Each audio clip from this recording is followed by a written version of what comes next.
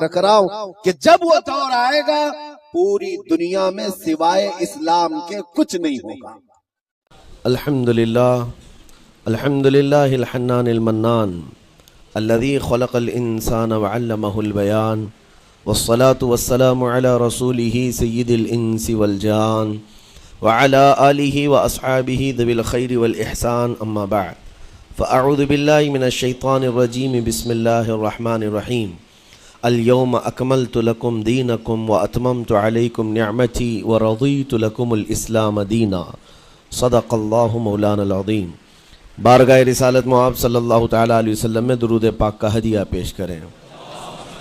اللہم صلی علی سیدنا و مولانا محمد معدن الجود والکرم وآلہ واصحابہ الکرام وابنہ الکریم وبارک وسلم صلاة دائمة سرمدا ابدا۔ قرآن پاک میں ایک ایسی آیت ہے جس کے متعلق یہودی کہتے ہیں کہ اگر یہ آیت ہمارے دین میں داخل ہوئی ہوتی یا ہماری کتاب میں اتری ہوتی تو ہم اس کو عید کا دن منا لیتے۔ یہودی یہ کہتے ہیں اس آیت کا نزول اگر ہماری کتابوں میں ہوا ہوتا تو جس دن یہ آیت اتری اس دن کو ہم عید کا دن منا لیتے۔ وہ آیت کون سی ہے؟ وہی میں نے آج آپ کے سامنے تلاوت کی ہے۔ اللہ فرماتا ہے یہ حجۃ الوداع کے موقع پر حضور صلی اللہ تعالیٰ علیہ وسلم کا آخری حج تھا آپ کی ظاہری زندگی کا۔ اس دن یہ آیت نازل ہوئی تھی اور حضور اکرم صلی اللہ تعالیٰ علیہ وسلم نے اپنا حج مکمل کر کے ارشاد بھی فرمایا تھا کہ آج کے بعد ہو سکتا ہے کہ میں اس جگہ پر تم سے دوبارہ ملاقات نہ کروں، اور وہ آخری حج کہا جاتا ہے اور آخری خطبہ بھی حضور کا خطبۃ الوداع جس کو کہتے ہیں مشہور ہے۔ اس وقت یہ آیت اتری تھی۔ آیت کا معنی پہلے سن لیں، ترجمہ۔ رب تعالیٰ فرماتا ہے الیوم اکملت لکم دینکم واتممت علیکم نعمتی، آج کے دن میں نے تمہارا دین مکمل کر دیا اور میری نعمتیں پوری اتار دیں۔ ورضیت لکم الاسلام دینا، اور تم کو اسلام دے کر میں راضی ہوا۔ یہ آیت ہے۔ کسی بھی دین کے بارے میں یہ دعویٰ نہیں ہے کہ وہ پورا کمپلیٹ ہے سوائے اسلام کے۔ پہلے جتنے دین آتے رہے بعد میں اور اس میں شوشہ تھا کہ آخری نبی آنے والے ہیں، شریعت پھر بدلے گی۔ موسیٰ علیہ السلام کا زمانہ آیا، ان کی شریعت تھی، پھر اس کے بعد زمانہ تبدیل ہوا، عیسیٰ علیہ السلام کا دور آیا، شریعت بدلی ہے۔ عقیدہ نہیں بدلتا، شریعت یہ لاء کو کہتے ہیں، قانون، قوانین بدلے جاتے رہے۔ آدم علیہ السلام کی شریعت میں الگ قوانین تھے، نوح علیہ السلام کی شریعت میں قانون الگ تھے، بدلتی گئی شریعتیں، لیکن آ کر سٹاپ ہو گئی حضور پاک صلی اللہ علیہ وسلم کے اس دین پر۔ اور پھر رب تعالیٰ نے فرمایا اب دین کمپلیٹ ہو گیا، اب شریعت نہیں بدلی جائے گی قیامت تک، اس میں رد و بدل نہیں ہوگا۔ جو حرام ہے وہ قیامت تک حرام رہے گا، جو حلال ہے وہ قیامت تک حلال رہے گا۔ اب کوئی دنیا میں نہیں آئے گا جو اس شریعت میں کوئی نیا حلال پیدا کرے، نیا حرام پیدا کرے۔ حضور اکرم صلی اللہ تعالیٰ علیہ وسلم کا یہ دین کمپلیٹ ہے، مکمل ہے۔ اب آپ سنیے، قرآن پاک نے جب یہ فرما دیا کہ دین مکمل ہو گیا، یہ وعدہ، یہ دعویٰ کسی اور دین میں نہیں ہے، صرف اور صرف اسلام میں ہے کہ یہاں پیدا ہونے سے لے کر کے وفات تک کے مسئلے اللہ تعالیٰ نے تمہیں بیان کر دیے۔ وَلَا رَطْبٍ وَلَا يَابِسٍ إِلَّا فِي كِتَابٍ مُبِينٍ، کوئی خشکی کی چیز بھی نہیں ہے، کوئی تری کی چیز بھی نہیں ہے جس کو قرآن نے بیان نہ کیا ہو۔ رب تبارک و تعالیٰ نے ساری چیزیں بیان فرما دی، تمہاری شریعت کمپلیٹ ہے۔ آج تمہیں اپنی زندگی گزارنے کے لیے لا، قانون کسی ایرے غیرے کے پاس سے لینے کی ضرورت نہیں۔ اسلام ہر قانون تمہیں دیتا ہے، چاہے بچوں کے معاملات ہوں، چاہے جوانوں کے معاملات ہوں، شوہر بیوی کے حقوق ہوں، ماں باپ کے حقوق ہوں، استاد شاگرد کے معاملات ہوں، پڑوسیوں کے حقوق ہوں، تجارت کے، لین دین کے، نکاح کے، خلا کے، عدت کے، طلاق کے، سارے مسائل پورا کا پورا تفصیل کے ساتھ اسلام تمہیں دیتا ہے۔ اس طرح کا کوئی لا پوری دنیا میں نہیں ہے جس طرح اسلام کے پاس ہے۔ ظاہر سی بات ہے جب اسلام کے پاس اتنا بڑا مکمل نظام ہوگا تب تو پھر یہ ٹارگٹ نمبر 1 پوری دنیا میں ہوگا ہی ہوگا۔ یوں ہی اسلام سے لوگ نہیں چڑھتے، یوں ہی اسلام سے نہیں نفرت کرتے۔ ظاہر سی بات ہے کہ حسینوں سے ہی حسد ہوتا ہے، کوڑی سے کون حسد کرے گا؟ جس کو کوڑ کی بیماری ہو اس سے کوئی حسد نہیں کرتا. ایک حسین دوسرے حسین سے بھی نفرت کرتا ہے, حسد کرتا ہے. یا کم صورت والا اچھی صورت والے سے حسد فطری طور پر کرتا ہے. اسی لیے محاورہ کہا گیا ہے کہ حسینوں سے حسد ہوتا ہے. تو اسلام میں جو حسن ہے تو جتنے جلنے والے ہیں اتنے زیادہ حسد کرنے والے پیدا ہوتے ہی رہیں گے. اب آپ کے لیے یہ فخر کی بات ہے کہ دنیا جسے ٹارگٹ نمبر 1 کہتی ہے, جس سے چڑھتی ہے اور جلتی ہے, الحمدللہ رب تبارک و تعالیٰ نے وہ دین ہمیں عطا فرمایا. وہ اس لیے نہیں ہے کہ لوگوں کے چڑھنے کی وجہ سے میں فخر کر رہا ہوں, اس لیے کہ میرے دین کے علاوہ کوئی دین ایسا نہیں جو یہ دعویٰ کر سکے کہ ہم کمپلیٹ لا رکھتے ہیں. صرف اور صرف اسلام کے پاس ہے. میں یہاں کھڑے ہو کر کے یہ صرف الفاظ کی پھیکم پھاک نہیں کر رہا ہوں, چیلنج ہے یہ. پوری دنیا کے کسی بھی ریلیجن کے پاس وہ سارے مسائل نہیں مل پائیں گے جو دین اسلام کے پاس موجود ہیں. دین اسلام کے لیے اگر آپ کو میں بتا دوں کہ اس کا جو فقہ کا نظام ہے, مسئلے مسائل جس کو اگر آپ پڑھنے کی کوشش بھی کریں زندگیاں بیت جائیں. صرف اور صرف ایک چیپٹر پر کتابیں لکھی ہوئی ہیں. صرف نکاح کے مسئلے کتابیں پوری ہیں, صرف طلاق کے مسئلے پوری کتابیں موجود ہیں. اتنا وستار کے ساتھ, اتنا تفصیل کے ساتھ کوئی دین نہیں پیش کرتا, صرف اور صرف اسلام ہے. یہ باتیں میں آپ کے سامنے کیوں رکھ رہا ہوں میرے عزیز ہو, تاکہ تمہیں یہ احساس ہو کہ اللہ نے کون سی نعمت تمہیں دی ہے. اسی آیت میں رب تعالیٰ فرماتا ہے وَأَتْمَمْتُ عَلَيْكُمْ نِعْمَتِي, میں نے اپنی پوری نعمت تمہیں دے دیا, پوری نعمت تمہیں دے دیا. احساس کرو کہ اسلام سے بڑھ کر نعمت کیا ملتی تمہیں, اسلام سے بڑھ کر کے کیا نعمت ہے جس میں رب تبارک و تعالیٰ نے تمہیں اخلاق و کردار دیے ہیں, تعلیم کے لیے سارے. آپ کو ابھی اس زمانے میں پروپیگنڈے کے شکار ہو گئے کہ ہم جاہل قوم سے وابستہ ہیں, ہمارے ہاں جہالت زیادہ ہے, ہمارے ہاں بد کرداری زیادہ ہے. یہ عوام کو دیکھ کر کے لوگوں نے پروپیگنڈا بنایا, ورنہ تو ان کی حالت یہ تھی 18ویں صدی تک یورپ والوں کو روڈ بنانے کا طریقہ بھی نہیں معلوم تھا, اسلام نے سکھایا ہے. ان کو پارلیمنٹ میں بیٹھنے کا قانون نہیں معلوم تھا, اسلام نے قانون عطا کیے ہیں. ان کو عدالت چلانے کے معاملے معلوم نہیں تھے, اسلام نے پوری کتابیں پیش کی ہیں. اٹلی اور ڈنمارک جو آج یورپ کی کنٹریز میں شامل ہوتے ہیں, یہاں کے بادشاہوں کے بچے اسلامی علماء کے پاس اندلس میں پڑھنے کے لیے جاتے تھے, عیسائیوں کے, دوسروں کے, انگریزوں کے بچے. اور جب پڑھ کر کے آتے تھے اٹلی اور ڈنمارک میں واپس, تو پورے لوگ ان کو دیکھنے کے لیے بھیڑ لگاتے کہ یہ علماء اسلام سے پڑھ کر کے آ رہے ہیں. دنیا کو قلم پکڑنا سکھایا ہے اسلام نے. آپ کو ابھی میں اس موضوع پر نہیں بات کر رہا ہوں جو اسلام نے پوری دنیا کو دیا ہے. آج یہ جو گھڑی دیکھتے ہیں نا ہر جگہ پوری دنیا کا ٹائم, سب سے پہلے مسلم علماء نے اس کو ایجاد کیا ہے. دنیا کو ٹائم دیکھنے کا طریقہ اسلام نے سکھایا ہے. آپ کو ایک دو نہیں, آج پوری دنیا میں میڈیکل سرجری جو بھی ہوتی ہے, آپ کو پتہ ہے چیر پھاڑ کرنا ہر جگہ ضروری ہو گیا. آپریشن تھیٹر, ساری دنیا جو سرجری کرتی ہے اس کے بیسک قانون ابو علی سینا اسلامی عالم کے لکھے ہوئے ہیں. آج بھی امریکہ کی یونیورسٹی میں یہ کتاب داخل ہے, کیلیفورنیا میں. اس اسلامی علماء نے جو پوری دنیا کو دیا ہے وہ ایک الگ ٹاپک ہے.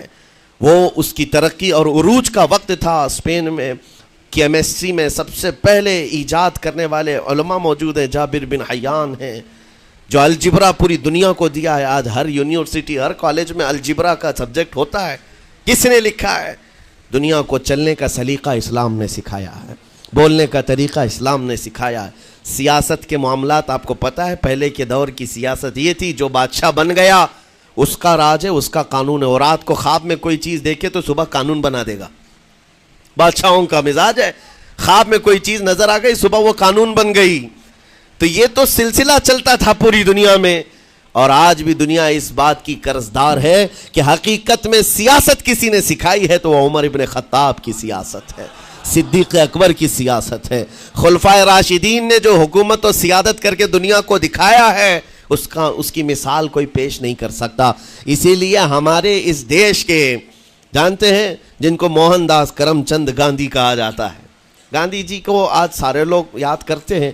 گاندھی نے یہ کہا ہے اپنے دور کے حکومت چلانے والوں کو مثال اگر کوئی دے سکتا ہوں تو ابو بکر اور عمر کی دے سکتا ہوں, کیونکہ یہ کالپنائیں نہیں ہیں، یہ خیالی نہیں ہیں، یہ فیلڈ میں اترے ہوئے لوگ ہیں۔ وہ صدیق اکبر اسلام نے دیا ہے جس نے پوری دنیا کو فاقہ کشی میں خود رہ کر کے لوگوں کی بھوک مٹانے کا سلیقہ عطا کیا ہے۔ اس عمر ابن خطاب کو اسلام نے دنیا میں پیش کیا ہے، جس عمر فاروق کا حال یہ ہے پورا مدینہ رات کو سوتا ہے اور یہ خلیفہ وقت گلیوں میں گشت کر رہا ہوتا ہے کہ کوئی بھوکا نہ سو رہا ہو۔ آپ کو پتہ ہے وہ عمر ابن خطاب رات کے وقت گزرتے ہوئے ایک گھر کے قریب سے جا رہے ہیں تو دیکھا ایک مرد باہر بیٹھا ہوا ہے، اندر سے رونے کی آواز آ رہی ہے۔ اس کے مرد سے پوچھا آپ نے، وہ نہیں پہچانتا تھا، آپ کبھی حجاب ڈالتے کبھی پردہ ڈالتے اور رات کو گلیوں میں مدینے کے گشت کر رہے ہوتے۔ اس مرد سے پوچھا کیا معاملہ ہے؟ کہا کہ میری بیوی کے بچے کی ولادت کا وقت قریب آ گیا ہے، درد ذہ میں مبتلا ہے اور گھر میں کوئی نہیں ہے، تکلیف ہے۔ جانتے ہو حضرت عمر فاروق رضی اللہ تعالیٰ عنہ اپنے گھر سے اپنی بیوی کو، اپنی بیٹی کو، اپنی بہو کو بلوایا اور کہا جاؤ یہاں پر گھر میں بچے کی ولادت ہونے والی ہے، اس کی تیمارداری کرو۔ صبح تک خلیفۃ المسلمین کے گھر کی عورتیں ایک غریب کے گھر کی عورت کی تیمارداری کر رہی ہیں۔ جب بچے کے ولادت کی آواز آئی سب سے پہلے مبارکبادی دینے والے عمر ابن خطاب ہیں۔ اس سے کہتے بھائی تمہیں مبارک ہو، اللہ نے بیٹا عطا فرمایا۔ وہ خوش و خرم ہے کہ میرا کوئی رشتہ دار نہیں ہے، اجنبی رات کو آیا ہے اور مجھے مبارکبادی بھی دیا، میرے گھر کے سارے کام کاج بھی اٹھا لیا اور اپنی پیٹھ پر گھر سے بوریا لا کر کے آٹے اور راشن کا اس گھر میں پہنچایا اور کہا خوش و خرم رہو، اللہ نے تمہارے گھر میں برکت دی ہے۔ صبح اٹھ کر کے وہ لوگوں کو بتا رہا ہے اللہ نے رات کو ایک عجیب فرشتہ بھیجا، میرے گھر میں اکیلی عورت تھی، درد ذہ میں مبتلا تھی، 3 عورتیں بھی آئی اور ایک مرد بھی آیا، رات بھر میرے ساتھ بیٹھا رہا، مجھے کھلایا پلایا بھی، میرے گھر کی تیمارداری بھی کر کے گیا۔ لوگوں نے کہا جانتے ہو کون تھا وہ؟ عمر ابن خطاب امیر المومنین تھے۔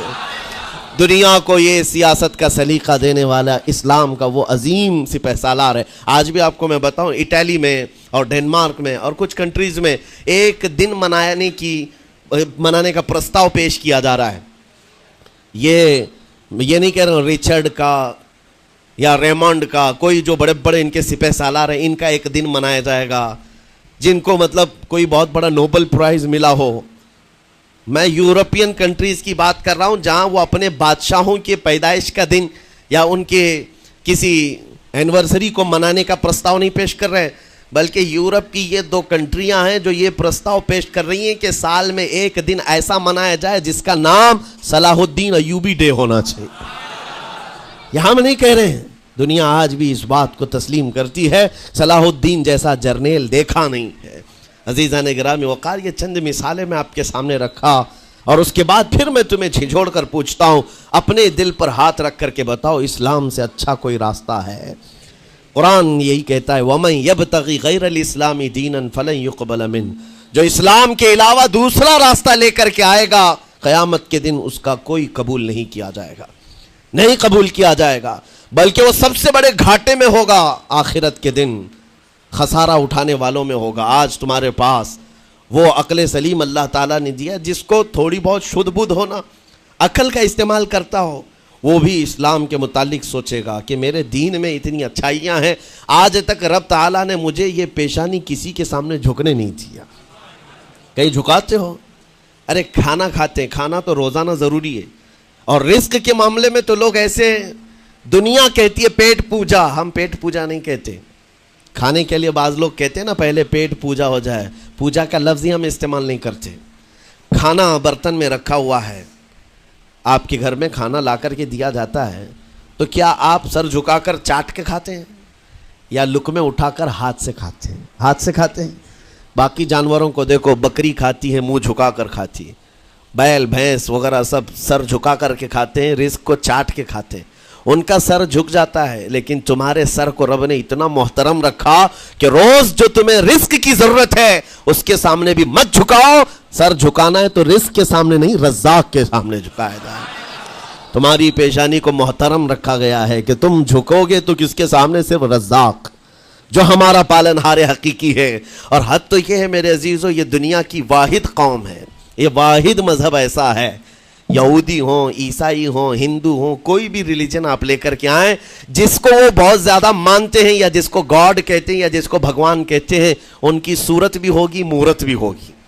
اور سامنے دیکھتے ہیں اور جھکتے ہیں، عبادت کرتے ہیں، لیکن تنہا مسلمان ایسے ہیں، کروڑوں مسجدیں ہوں گی، کہیں خدا کی کوئی تصویر دیکھا ہے؟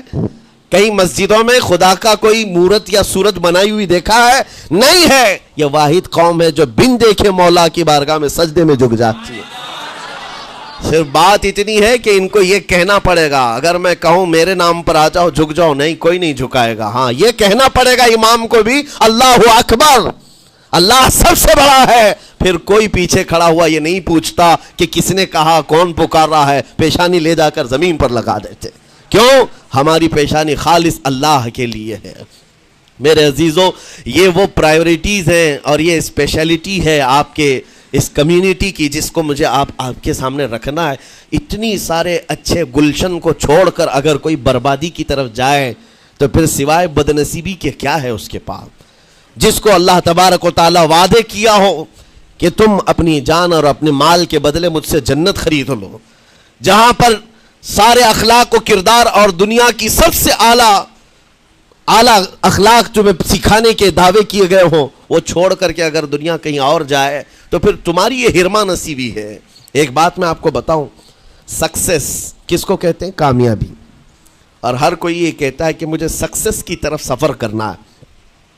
10ویں پاس نوجوان کو بھی پوچھیں کہ کوئی بھی کورس کر رہا ہے، آگے جا رہا ہے، کیوں جا رہا ہے؟ کچھ سکسیسفل لائف گزارنا ہے، کامیاب زندگی گزارنا ہے، اس کے لیے دروازے کھٹکھٹا رہا ہے۔ تمہیں پتہ ہے ان مسجدوں کے میناروں سے جو آواز گونجتی ہے اذان کی، اس میں ایک لفظ آتا ہے، سارے لفظ تو آپ کو یاد ہوں گے، اللہ اکبر بھی کہا جاتا ہے، اشہدو ان لا الہ الا اللہ بھی، اشہدو ان محمد رسول اللہ بھی ہے۔ اس کے بعد ایک لفظ پکارتا ہے مؤذن، حی علی الصلاۃ۔ حی علی الصلاۃ کا مطلب ہوتا ہے آؤ نماز کی طرف، آؤ نماز کی طرف۔ اس کے بعد ایک اور لفظ پکارتا ہے حی علی الفلاح، جس کا معنی معلوم ہے آپ کو؟ مؤذن یہ کہتا ہے آؤ کامیابی کی طرف، آؤ کامیابی کی طرف۔ ٹوٹل یہ دن میں 10 بار مؤذن پکارتا ہے، فجر میں 2 بار، ظہر میں 2 بار، عصر میں 2 بار، مغرب میں 2 بار، عشاء میں 2 بار۔ کتنی مرتبہ پکارا؟ 10 بار پکارا تمہیں، آؤ کامیابی کی طرف۔ لیکن ایک بات یاد رکھو، یہ پکارنے والے مؤذن کی حالت مت دیکھو کہ یہ پکار رہا ہے، بلکہ یہ رحمان کی صدا ہے، یہ اللہ کی صدا ہے جو تمہیں بلا رہا ہے۔ یہ تو اپنی آواز اور اپنے الفاظ سے ترجمانی کر رہا ہے اور تمہیں اللہ کی صدا تمہارے تک منتقل کر رہا ہے، لیکن حقیقت میں بلانے والا کون ہے؟ اللہ ہے۔ مسجدوں میں بلانے والا کون ہے؟ اللہ ہے۔ اللہ کی صدا پر آپ آ رہے ہو۔ اب سوچو، جو رحمان تمہیں 10 مرتبہ دن میں یہ بات پہنچا رہا، آؤ کامیابی کی طرف، آؤ کامیابی کی طرف، تم اس چیز کو چھوڑ کر کے کامیابی ان لوگوں کے سامنے ڈھونڈنے نکلے جن کو پیشاب کرنے کا سلیقہ نہیں معلوم، جن کو کھانے پینے کے طور طریقے نہیں معلوم۔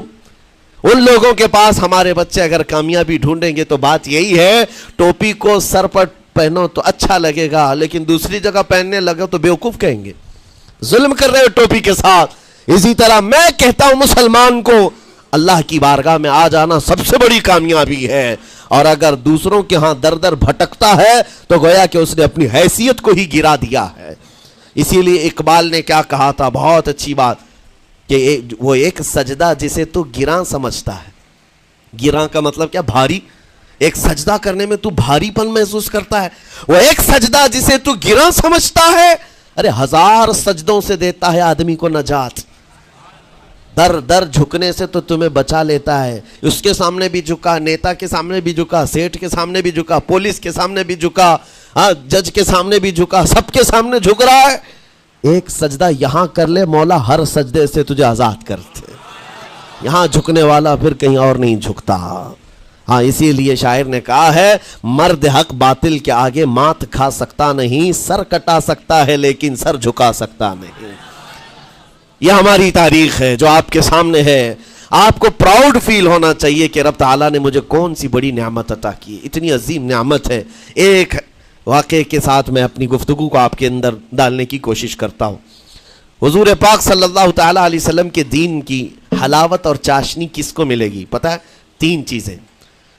جو ایمان کی لذت جس کو ملتی ہے وہ پھر دوسری جگہ نہیں منہ مارتا، ادھر ادھر نہیں دیکھتا کہ کہاں کامیابی ہے، کہاں سکسیسفل ہے، بلکہ جس کو ایمان کی لذت ملی ہے وہ یہ سوچتا ہے کامیابی میرے نبی کے قدموں میں ہے، مجھے جو ملنا ہے وہ یہیں سے ملنا ہے۔ بریلی کے امام کہتے تھے یا رسول اللہ خلق کے حاکم ہو تم، رزق کے قاسم ہو تم، جو ملا تم سے ملا تم پہ کروڑوں درود، اور تم ہو حفیظ و مغیث یا رسول اللہ، تم ہو حفیظ و مغیث، کیا ہے وہ دشمن خبیث، تم ہو تو پھر خوف کیا، تم پہ کروڑوں درود۔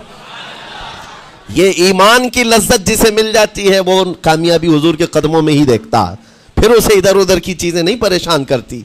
یمن کا ایک قبیلہ تھا بنو کلب، اس قبیلے کے ایک شخص تھے حارثہ نام، ان کی بیوی سعدہ۔ ایک چھوٹا سا واقعہ بتا رہا ہوں۔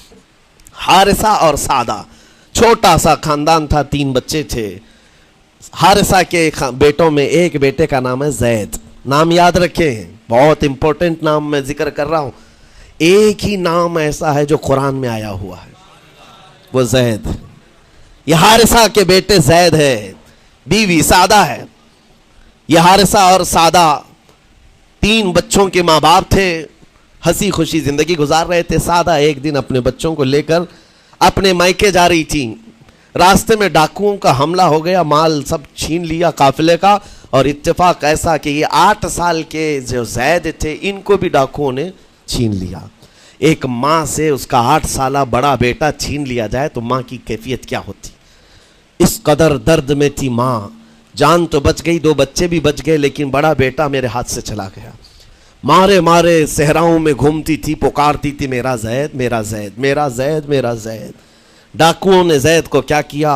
عکاظ کا ایک میلہ لگتا تھا، اس وقت یہ غلامی کا دور تھا، لوگ انسانوں کو پکڑتے اور بیچ دیتے تھے، وہاں لا کر کے انہوں نے زید کو بیچ دیا، غلام کی حیثیت سے بیچ دیا۔ آگے میں بتاتا ہوں۔ یہاں سعدہ کا حال بے حال تھا، واپس گھر آئی تو باپ اپنے شوہر سے کہا، اور شوہر کا حال تو ایسا تھا کہ وہ زید کو اپنے آنکھوں کا نور، اپنے آنکھوں کا سرور سمجھتا، اور اس قدر پیار و محبت والا باپ مارے مارے گھومتا رہا گلیوں میں، اور ان کا لکھا ہوا ایک اشعار کا منظوم ترانہ ہے جو اپنے بیٹے کی جدائی میں لکھا۔ اپنے تو اپنے دشمن بھی وہ ترانہ سنتے تو رو پڑتے تھے، ایک باپ کا درد اپنے بیٹے کی جدائی میں، بہت روتے تھے، بہت۔ ماں بھی دن رات روتی، باپ بھی پہاڑوں پر چڑھ جاتے اور وہاں سے صدا لگاتے، اے آسمان اگر تو نے زید کو دیکھا ہے تو میرے حوالے کر دے، زمین کے چپے کہیں اگر زید میرا زندہ ہے تو مجھے وہاں تک لے چل۔ یہ اشعار میں گنگناتے تھے، روتے تھے۔ اور زید کا کیا ہوا؟ عکاظ کے میلے میں بیچ دیا گیا۔ خریدا کون؟ حکیم بن حزام، جو حضرت خدیجہ رضی اللہ تعالیٰ عنہ کے بھائی لگتے تھے۔ یہ لے کر کے آئے، اور حضرت خدیجہ رضی اللہ تعالیٰ عنہ اس وقت مکہ میں اور حضور پاک صلی اللہ علیہ وسلم کے نکاح میں ہے، تو حضرت خدیجہ کے پاس یہ زید آ گیا، بھائی نے گفٹ کے طور پر دے دیا۔ حضرت خدیجہ کے گھر میں یہ زید جب آئے، اس وقت ان کی عمر یعنی 10-12 سال کے آس پاس رہی ہوگی، اور یہ ایسا لڑکا جو چھوٹی سی عمر کا، ادب اتنا تھا کہ ہر ایک کا ادب کرتا، بڑے اچھے خاندان سے تعلق رکھنے والا۔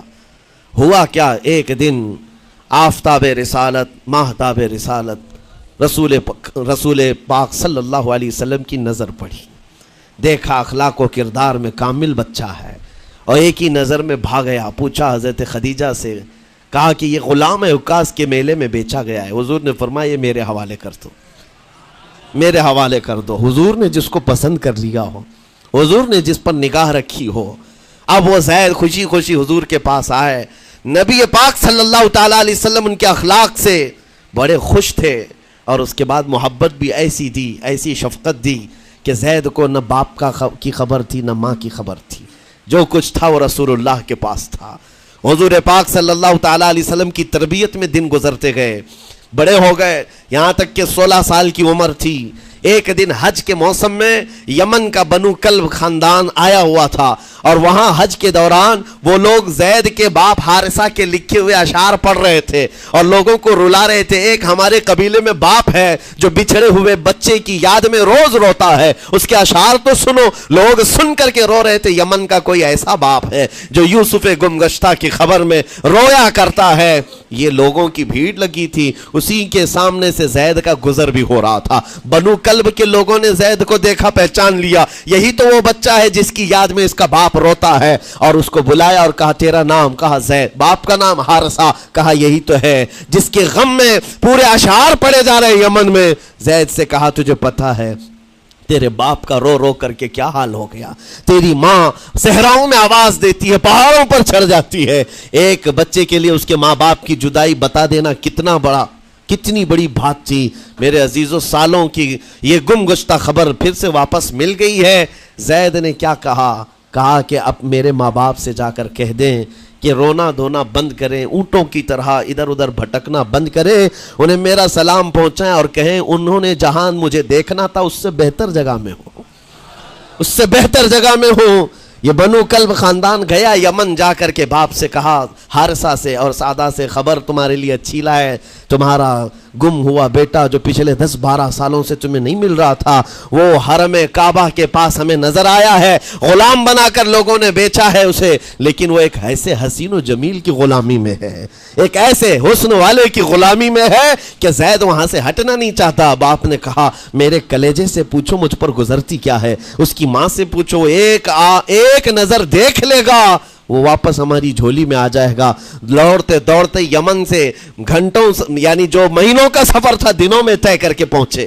مکہ آئے، جیسے ہی آئے تو رسول پاک صلی اللہ علیہ وسلم کو ڈھونڈا، حضور پاک مل گئے تو دھاڑے مار مار کر باپ رونے لگا اور کہا کہ اے محمد صلی اللہ علیہ وسلم، ہم نے آپ کے متعلق سنا ہے یتیموں کے والی ہیں، آپ کا دل بہت بڑا ہے، مجھ باپ کے اوپر رحم کیجیے، برسوں سے اپنے بچے کے لیے ترس رہا ہے، میں اور میری بیوی تڑپتے ہیں، صحراؤں میں آواز دیتے ہیں۔ حضور نے پوچھا ہوا کیا ہے تمہارے ساتھ؟ کہا ہمارا بیٹا گم ہو گیا تھا، برسوں ہو گئے تھے، لیکن سنا ہے وہ یہاں رہتا ہے۔ حضور نے پوچھا کیا نام ہے اس کا؟ کہا زید اس کا نام ہے، میرا نام حارثہ ہے۔ حضور پاک صلی اللہ علیہ وسلم کے محبوب زید کے بارے میں پوچھ لیا، حضور جس سے خود محبت کرتے ہو، حضور جس سے محبت کرتے ہو، باپ نے پوچھ لیا۔ حضور نے فرمایا کہ ٹھیک ہے، میں ایک باپ کے کلیجے سے اس کے بیٹے کو الگ نہیں کر سکتا، ماں سے اس کے بیٹے کو جدا نہیں کر سکتا، لیکن بات اتنی ہے کہ زید کو بلایا جائے، فیصلہ اس کے ہاتھ میں ہے، فیصلہ اس کے ہاتھ میں ہے۔ میں زید کو بلاتا ہوں۔ غلام تھے اس وقت، حضرت زید کو بلایا گیا، اور اس وقت بھری جوانی والا زید ہے۔ جیسے ہی آئے پہلی نظر باپ کو دیکھا، ماں کو دیکھا، ماں باپ تو چیخ پڑے ہمارا زید مل گیا، ہمارا زید مل گیا۔ لیکن کمال کی بات میں دیکھتا ہوں ایسی دیوانگی پوری دنیا میں نہیں ہے۔ زید نے دیکھا اپنے ماں اور باپ کو، لیکن اسی وقت اپنی آنکھیں جھکا لی اور حضور کی طرف کر لیا۔ نہ ادھر پہلے حضور پاک صلی اللہ علیہ وسلم کی طرف۔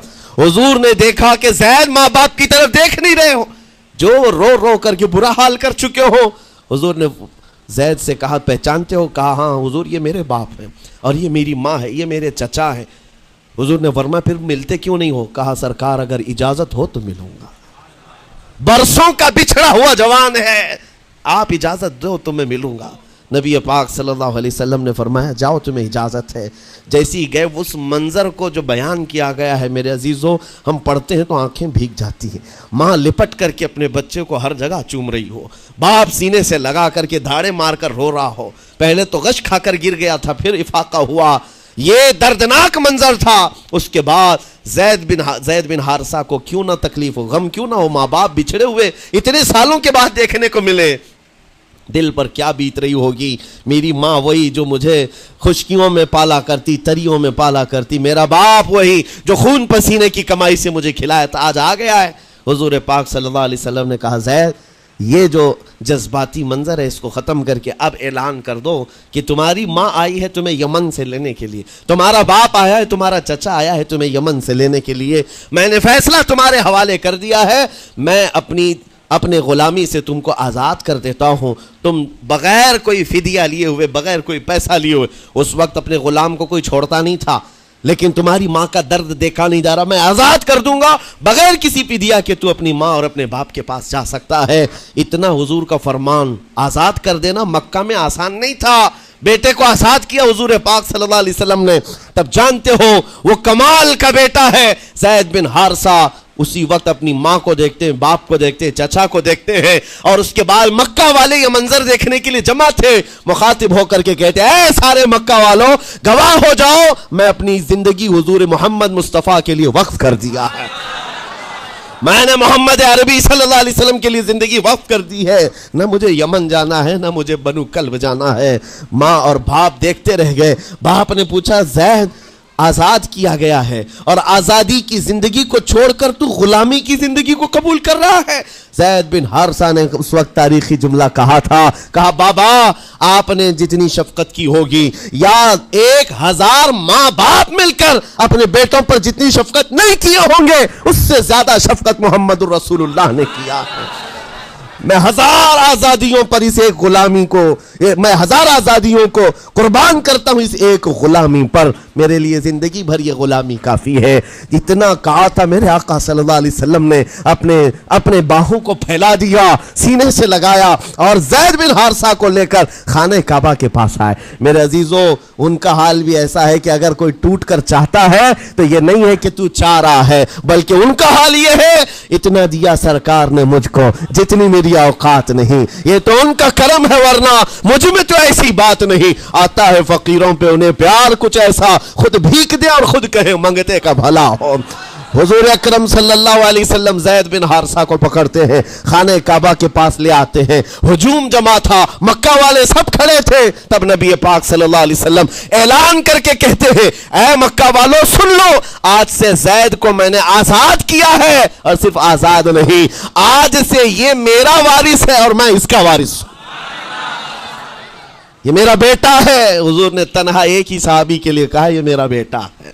اور اس کے بعد زید بن حارثہ کو لوگ جو مکہ میں پکارتے تھے زید بن محمد کہتے تھے، محمد کا بیٹا زید، رسول پاک صلی اللہ علیہ وسلم کے بیٹا ہونے کا شرف پایا ہے۔ میرے عزیزوں یہ جنہوں نے حضور صلی اللہ تعالیٰ علیہ وسلم کے دربار کا ایک بار مزہ چکھ لیا تو وہ پھر یوں ہی کہتا ہے پھر کے گلی گلی تباہ، ٹھوکریں سب کی کھائی کیوں، دل کو جو عقل دے خدا تیری گلی سے جائے کیوں۔ حضور پاک کی گلی میں جو ایک بار مزہ لے لے وہ پھر دنیا کی ٹھوکریں نہیں کھاتا۔ اسی لیے آج تم سب کے لیے میرے عزیزوں ایک ہی فرمان میرے آقا صلی اللہ تعالیٰ علیہ وسلم کا سنا کر رخصت ہوتا ہوں۔ ایمان کی حلاوت اس کو ملتی ہے جو اپنی زندگی میں سب سے زیادہ اللہ اور اس کے رسول سے محبت کرتا ہے، اللہ اس کے رسول سے محبت کرتا ہے۔ اور دوسری چیز یہ بھی ہے کفر میں جانے کو ایسا ناپسند کرتا ہو جیسے آگ میں ہاتھ ڈالنے کو ناپسند کرتا ہے۔ کفار و مشرکین کے میلے آج لگ رہے ہوں گے لیکن تمہارا امتحان ہوگا، 31 نائٹ آنے والی ہے، یہ آزمائش کی رات ہے۔ لوگوں کو دیکھا جائے گا کہ تم کون سی عیاشیوں میں جاؤ گے، تم اس رات کو کیا دنیا داروں کو دیکھ کر ان کے پیچھے بھاگ جاؤ گے۔ ایک بات یاد رکھو، شیروں کو جس کام کے لیے پیدا کیا گیا اسی کام پہ رہنا چاہیے، اور شیر اگر اپنا کام بھول جاتا ہے تو کتے اس کے اوپر لگ جاتے ہیں۔ تمہارا کام کتوں کی طرح بھونکنا نہیں ہے، تمہارا کام شیروں کی طرح دہاڑنا ہے۔ میرے عزیزوں محمد عربی صلی اللہ علیہ وسلم کے وہ شیر جو گٹر اور نالی کے لیے نہیں پیدا کیے گئے، اعلیٰ اخلاق و کردار کے لیے پیدا کیے۔ تم امت محمدیہ خیر امت ہو، شراب پینے کے لیے نہیں، جوا کھیلنے کے لیے نہیں، تاش کے پتوں پر مال اڑانے کے لیے نہیں، غلط نگاہوں کو پھیلانے کے لیے نہیں، آوارہ گردی کے لیے نہیں پیدا کیے گئے۔ تمہاری نسبت رسول اللہ سے ہے، اتنی بات یاد رکھو۔ اللہ نے مجھے خیر امت کہا ہے، میری آنکھیں اٹھ رہی ہیں تو فرشتے بھی دیکھ رہے ہیں، رب تعالیٰ دیکھ رہا ہے، میرے چلنے پھرنے کو رب تبارک و تعالیٰ اس کے علم سے کوئی ایک ادا بھی میری بے خبر نہیں ہے، غافل نہیں ہے۔ اس لیے عزیزان گرامی وقار تمہارے اس آنے والے نئے سال کی کیسے آپ اوپننگ کرتے ہو، کیسے اس کی ابتدا کرتے ہو، یہ تمہارے ہاتھ میں ہے۔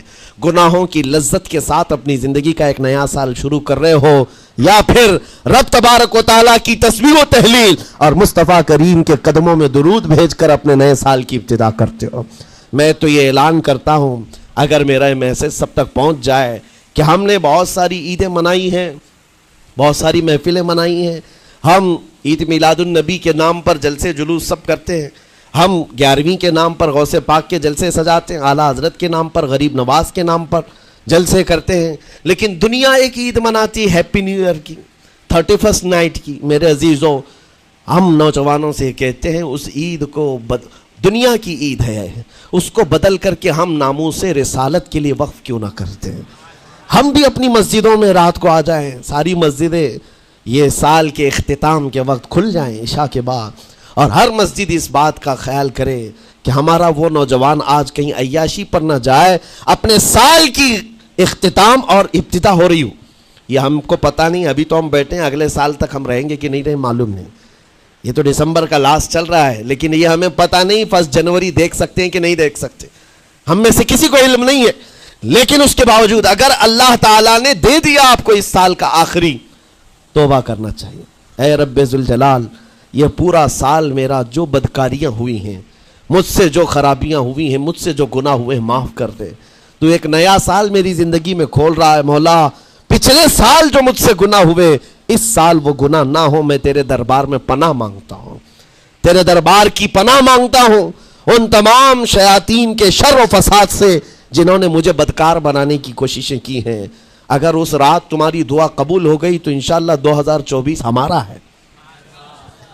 لوگ آج بہت ساری بھوشمانیاں کر رہے ہیں، 2024 ان کا ہے، ان کا ہے، میں کہتا ہوں غلامان مصطفیٰ کا ہے۔ ہاں، سال کی ابتدا اگر حضور پاک کے نام سے کرو، درودوں کی خیرات اور درودوں کی ڈالیاں نچھاور کرو نبی کریم صلی اللہ تعالیٰ علیہ وسلم کی بارگاہ میں، اور اللہ سے مدد مانگو کہ مولا اس سال کی ابتدا ہم تیرے نام سے شروع کر رہے ہیں، انشاءاللہ یقین ہے میرے عزیزوں، جو دروازے بند ہیں وہ کھلیں گے ضرور، اور جو آفتیں آئی ہیں وہ ٹلیں گی ضرور۔ بس بات صرف اتنی ہے، قرآن بھی کہتا ہے، جس کی ترجمانی اقبال کرتا ہے کہ محمد سے وفا تو نے، تو ہم تیرے ہیں، یہ جہاں چیز ہے کیا ہے، لوح و قلم تیرے ہیں۔ اللہ کریم کہنے سننے سے زیادہ عمل کی توفیق عطا فرمائے۔ نوجوانوں سے گزارش ہے، آج آپ یہاں پر تو پتہ نہیں ہے کمیٹی والے اس بات کی اجازت دیتے ہیں کہ نہیں دیتے، لیکن 31st نائٹ جو آئے گی، میری گزارش ہے کہ آپ مسجد کو کھلی رکھیں، اس رات یہاں ذکر کی محفل سجائی جائے، کریں گے انشاءاللہ۔ جو جہاں ہے وہ اپنی مسجدوں میں اس بات کا عہد کرے کہ آج ہم ذکر کریں گے، توبہ اور استغفار کریں، اور حضور پر درود پاک کی محفل سجائیں گے۔ اللہ تبارک و تعالیٰ آپ کے اس عزم کو قبول فرمائے۔ مولا کریم ہمیں رسول پاک صلی اللہ علیہ وسلم کے قدموں میں کامیابی ڈھونڈنے کی توفیق دے۔ مولا کریم بس اتنی دعا ہے کہ ہماری زندگی جب تک رہے تیرے نبی کے وفاداروں میں شمار فرما، اور بارگاہ مصطفیٰ میں یہ عریضہ ہے، یا رسول اللہ تیرے ٹکڑوں پہ پلے غیر کی ٹھوکر پہ نہ ڈال، جھڑکیاں کھائیں کہاں چھوڑ کے صدقہ تیرا، تو جو چاہے تو میل میرے دل کے دھلے، کہ خدا دل نہیں کرتا کبھی میلا تیرا، گندے نکمے کمی مہنگے ہیں کوڑی کے تین، کون ہمیں پالتا تم پہ کروڑوں درود، بے ہنر و بے تمیز کس کو ہوئے ہیں عزیز، ایک تمہارے سوا تم پہ کروڑوں درود، تم ہو عفو و غفور، تم ہو عفو و غفور، بخش دو جرم و خطا تم پہ کروڑوں درود، کر کے تمہارے گناہ مانگے تمہاری پناہ، تم کہو دامن میں آ تم پہ کروڑوں درود۔ یا رسول اللہ دل بے چین ہے، بے قرار ہے، گناہ جب زیادہ ہوتے ہیں تو دلوں میں گھبراہٹ زیادہ ہوتی ہے، اور ان دلوں کی گھبراہٹ کا علاج ڈاکٹروں کی گولیوں اور انجیکشن سے نہیں ہے، ان دلوں کا قرار صرف اتنا ہے، یا رسول اللہ دل کرو ٹھنڈا میرا، وہ کفے پا چاند سا سینے پہ رکھ دو ذرا تم پہ کروڑوں درود۔ سال کے ساتھ بند ہونے والی ہو تو کیوں نہ میں اللہ اس کے ذکر رسول کے ذکر میں جا بیٹھوں، اور تھوڑا وقت میں میرے آقا صلی اللہ علیہ وسلم کی یاد کر لوں، تاکہ رب ذوالجلال اس پورے سال کی جب کتاب بند فرما رہا ہو تو اخیر میں میرے نام سے لکھ دیا جائے کہ یہ بھی شہدائے مصطفیٰ تھا، یہ لکھ دیا جائے کہ یہ بھی ذکر الہی کا شغف رکھنے والا بندہ تھا۔ میرے عزیزوں، آج میں کچھ ضروری باتیں لے کر کے آیا ہوں۔ یقیناً ہم اس عظیم دین سے تعلق رکھتے ہیں جس کے متعلق خود رب ذوالجلال نے فرمایا کہ دنیا میں اللہ تبارک و تعالیٰ کو اگر کوئی دین پسند ہے تو وہ اسلام، اور خود قرآن پاک میں فرماتا ہے آج کے دن میں نے تم سب پر اپنی پوری نعمتیں تمام کر دی، اور اے لوگوں تمہیں اسلام لے کر میں راضی ہوا۔ جس میں میرے رب ذوالجلال کی رضا ہے، اس دین سے ہمارا تعلق ہے۔ اور میں آج آپ کو ایک خصوصیت بتاؤں، ہر زمانے میں ہر دین کا اور ہر ایک کمیونٹی کا ایک کلچر رہتا ہے، اس کلچر سے وہ پوری دنیا میں مشہور ہوتے ہیں۔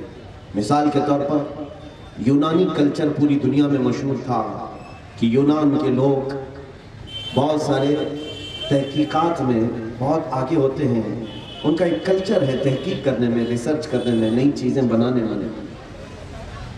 ملک فارس کا ایک کلچر تھا، ایران کا، کہ گھڑ سواری میں وہ مشہور تھے، جنگ بازی میں، جنگی چیزوں میں وہ بہت مشہور تھے۔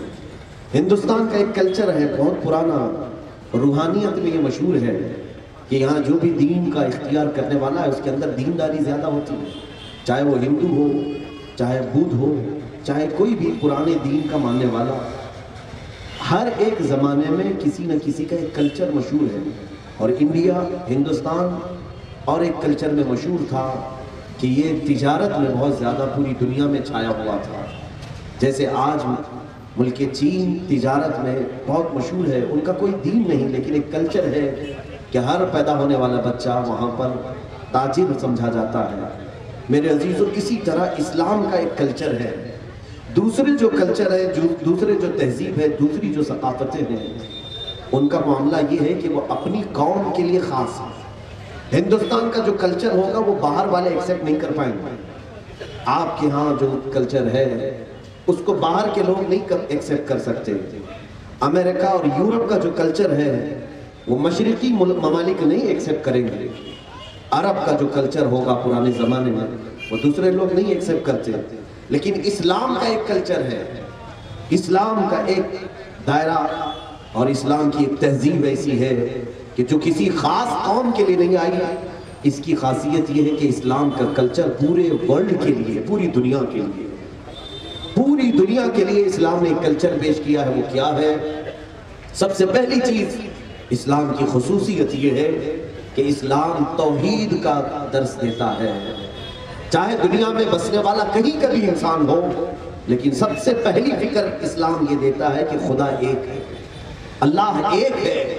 یہ وحدانیت کا تصور اس کو ہلکے میں مت لینا، اس کو ہلکے میں مت سمجھنا۔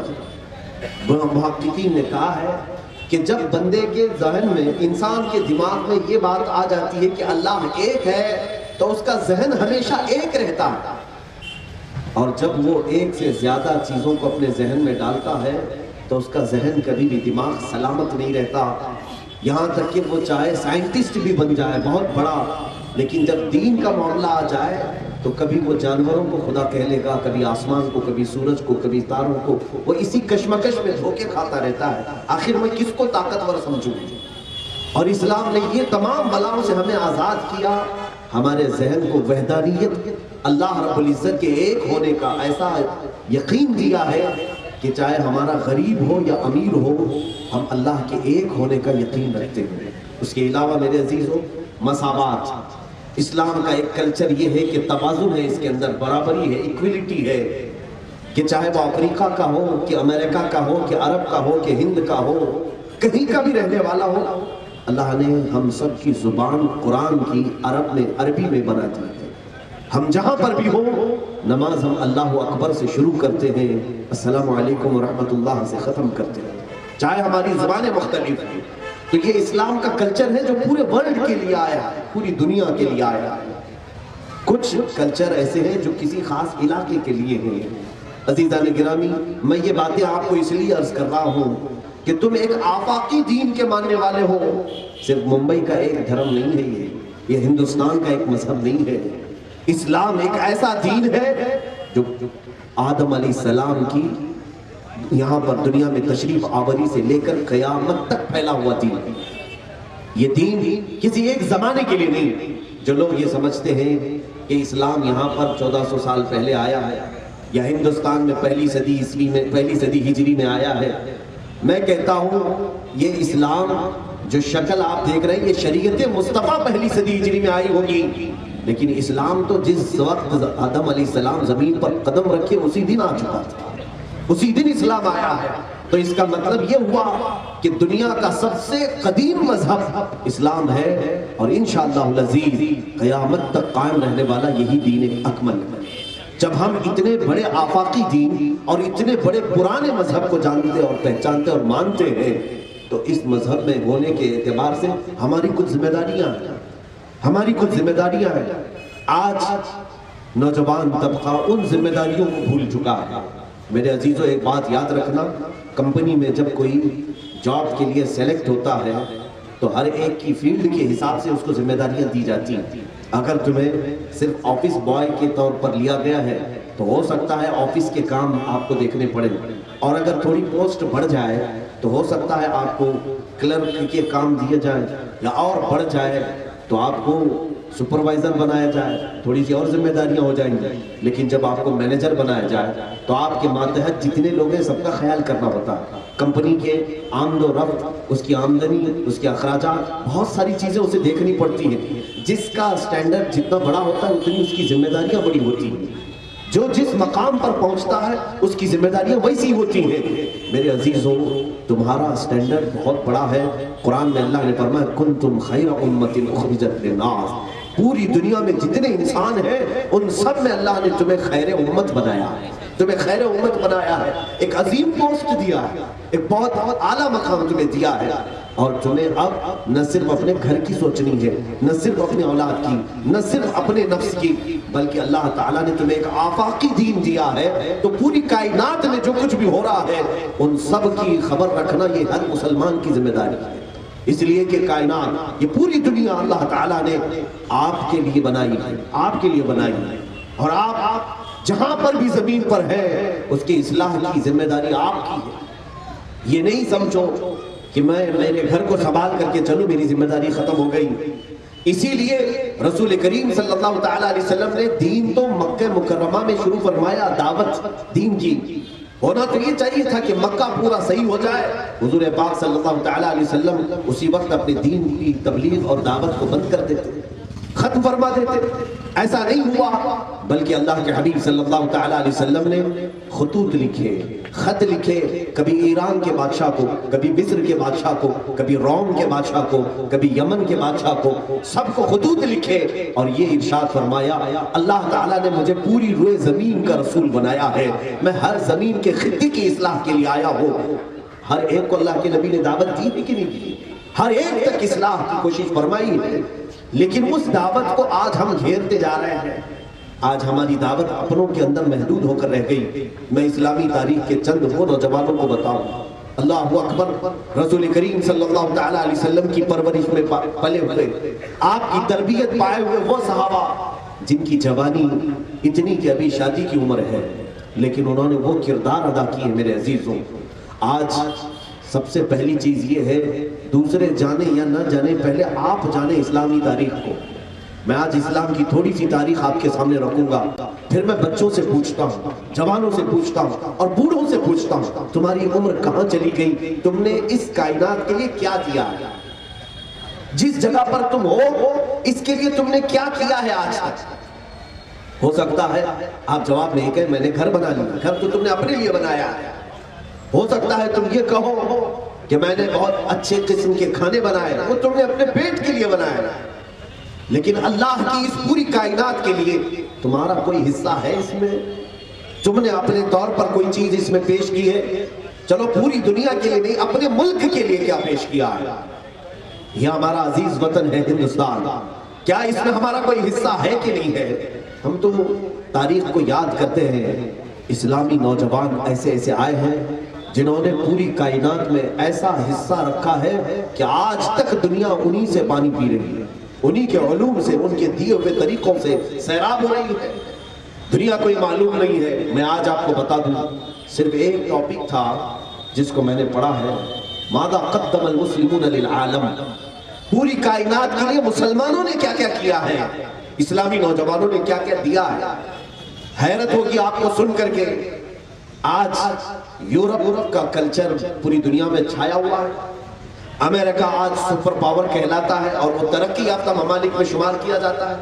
کس وجہ سے؟ ان کے پاس ایجوکیشن بہت زیادہ ہے، ان کے پاس ناسا جیسی چیزیں ہیں کہ یہ خلا میں بھی جا کر کے تحقیق کر رہے ہیں، یہ سورج کی کرنیں دیکھ رہے ہیں، چاند پر پہنچنے کے دعوے کر رہے ہیں، اسی لیے یہ پوری دنیا میں آج چھائے ہوئے۔ اور میں آپ کو بتاؤں، جب یورپ اور امریکہ میں اندھیرا چھایا ہوا تھا، روڈ نام کی تک کوئی چیز نہیں تھی، اس وقت اسلام اور اسلام کے چاہنے والے نوجوانوں نے پوری دنیا میں کیا پیش کیا؟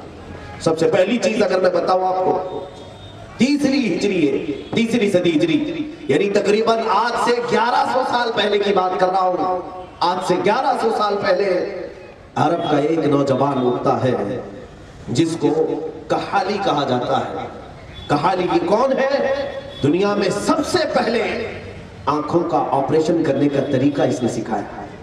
سب سے پہلی چیز جس نے ایجاد کی آنکھوں کے امراض کے متعلق، میڈیکل سائنس میں سب سے زیادہ حصہ اگر کسی کا ہے تو علماء اسلام کا ہے، یہ میں چیلنج کے ساتھ کہتا ہوں۔ آج بھی امریکہ کی کئی یونیورسٹیاں ہیں جس میں اسلامی علماء کی کتابوں سے لیے ہوئے افکار موجود ہیں۔ کیلیفورنیا یونیورسٹی آج بھی اسلامی میڈیکل سائنس سے لی ہوئی کتابوں کو پڑھا رہی ہے۔ اسلامی نوجوان وہ ہیں کحالی جنہوں نے سب سے پہلے آنکھوں کے امراض کے متعلق بتایا پوری دنیا میں۔ اور ابو القاسم زہراوی ایک ایسے بڑے عالم، ایک ایسے سائنسدان، یہ میں اسلامی نوجوانوں کی بات کر رہا ہوں۔ ابو القاسم زہراوی یہ کون ہے؟ طب میں، میڈیکل لائن میں سب سے پہلا وہ شخص ہے جس نے آپریشن کرنے کے طریقے بتائے۔ اس وقت تک دنیا میں کہیں پر جسم کے اندر کیا چیزیں ہیں کوئی نہیں جانتا تھا۔ ابو القاسم زہراوی یہ پہلے عالم دین ہے جنہوں نے پوری دنیا کو سرجری کا علم سکھایا ہے۔ آج سے تقریباً 1200 سال پہلے کا یہ عالم ہے، 1200 سال پہلے کے ایک نوجوان عالم دین دنیا کو میڈیکل سائنس میں سرجری کا پورا علم دے دیا۔ اور آپ کو حیرت ہوگی، علی بن عیسیٰ الحمدانی نام سے ایک بزرگ گزرے، عالم دین ہے اور ایسے سائنسدان، اور ابو القاسم زہراوی، ابن سینا، یہ میں وہ نام ذکر کر رہا ہوں۔ آپ کو شاید ہمارے کالج کے بچے یہ جانتے ہوں گے، پڑھے ہوں گے، گریویٹی، ارتھ کی یعنی زمین کی کشش ثقل، زمین کھینچنے کی قوت رکھتی ہے، جو بھی چیز اوپر اڑاؤ نیچے آ جاتی ہے۔ اس کے یہ گریویٹی کے جو قانون ہے، یہ جھوٹے لوگ ہیں جو آج سب نیوٹن کی طرف مشہور کرتے ہیں کہ سب سے پہلا سائنسدان ہے نیوٹن جس نے گریویٹی کے نظریے کو پوری دنیا میں پیش کیا۔ جھوٹ ہے، سب سے پہلے عالم دین علی بن عیسیٰ الحمدانی نے اس گریویٹی کے قانون کو پیش کیا تھا جب پوری دنیا میں سائنس نام کی چیز ہی نہیں تھی۔ ابو القاسم زہراوی، اور پھر آپ کو میں بتاؤں ابن سینا جنہوں نے بچوں کے امراض میں سب سے پہلی کتاب لکھی جو آج بھی امریکہ میں پڑھائی جاتی ہے۔ سب سے پہلی چیز، یہ وہ حصے ہیں جو اسلامی نوجوانوں نے دنیا کی ترقی میں اپنا، جس کو کہتے ہیں یوگدان، اپنا حصہ رکھا ہے۔ میرے عزیزوں، اتنا ہی نہیں، امام محمد رازی یہ وہ نوجوان عالم دین ہیں جنہوں نے فزکس کے علم کو سب سے پہلے ایجاد کیا، کیمسٹری سب سے پہلے عالم دین نے ایجاد کیا ہے۔ کیمسٹری آج پڑھائی جاتی ہے پورے کالجز میں، یہ کسی اور کا حصہ نہیں ہے، یہ علماء اسلام کی بنیاد رکھی ہوئی ہے۔ الجبرا جابر بن حیان کا ایجاد کیا ہوا علم ہے۔ الجبرا ہی نہیں بلکہ ہندسہ جس کو کہتے ہیں، انجینئرنگ کے آج جتنے قوانین ہیں، انجینئرنگ کو شروع کرنے والے سب سے پہلے عالم دین ہیں حضرت ابو القاسم زہراوی۔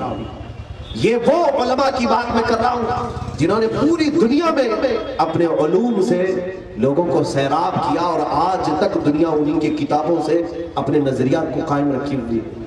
اور آپ کو یہ بھی میں بتاؤں، سب سے پہلے دنیا کے گول ہونے کا نظریہ بھی جنہوں نے پیش کیا وہ علی بن عیسیٰ حمدانی تھے۔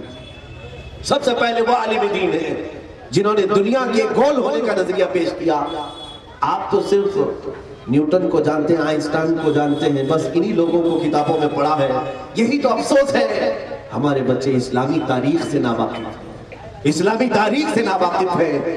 آج میں آپ سے یہی پوچھنا چاہتا ہوں، یہ باتیں میں آپ کی رغبت کے لیے بتا رہا ہوں، ہماری عمریں اتنی بیت گئی، کیا ہم نے بھی اس کائنات کے لیے کچھ حصہ رکھا ہے؟ ہم نے کچھ ترقی کرنے کے لیے کچھ نظریات پیش کیے ہیں؟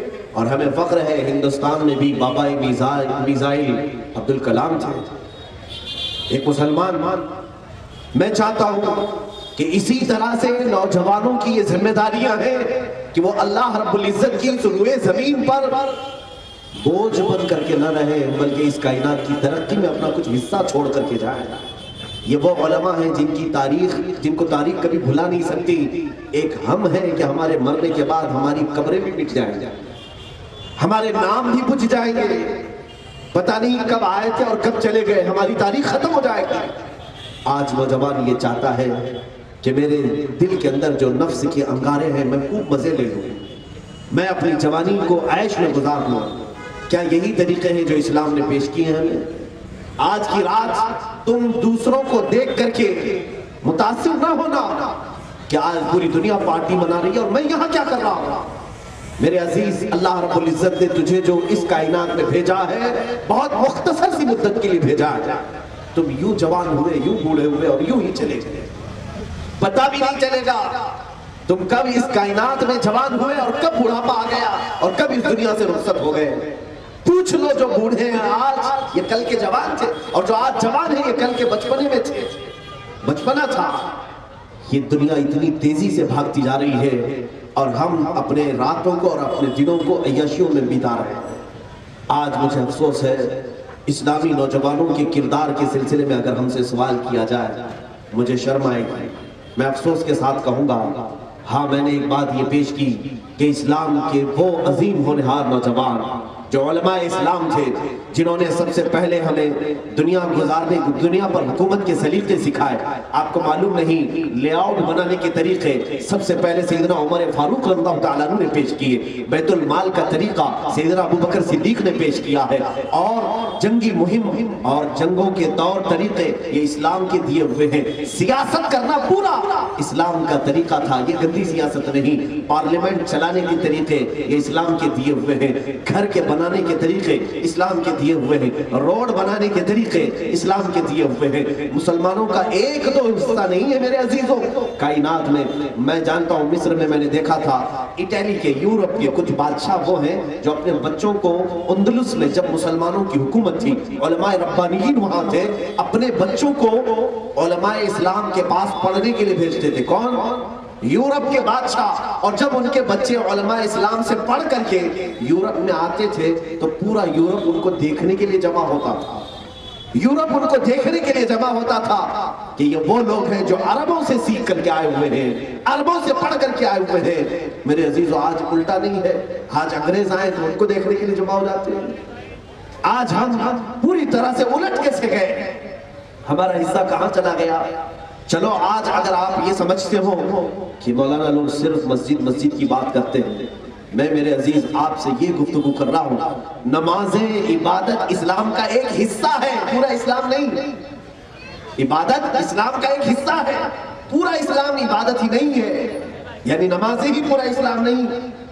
اسلام میں بہت سارے شعبے ہیں، تمام شعبوں کی طرف بھی آپ کی توجہ ہونی چاہیے۔ آج تجارت کے اصول ہم بھول گئے، تجارت کے جو اصول تھے وہ اسلام کے دیے ہوئے تھے۔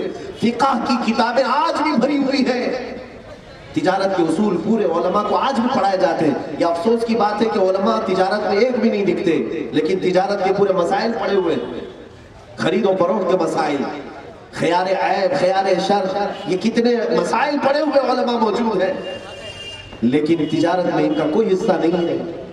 اسلام نے سب سے پہلے تجارت کے اصول بتائے۔ غلامی سے پوری کائنات کو آزاد کرنے والا اسلام ہے، عورتوں کی غلامی سے آزاد کرنے کے لیے اسلام نے عظیم پیغامات دیے۔ یہ تمام چیزیں میرے عزیزوں صرف کہانیاں نہیں ہیں جو ہم آپ کو سنا کر کے سلا دیں۔ میں آپ سے پوچھنا چاہتا ہوں آج کے نوجوان سے، آپ کا کیا حصہ ہے اس پوری کائنات میں؟ تمہارا کیا حصہ ہے؟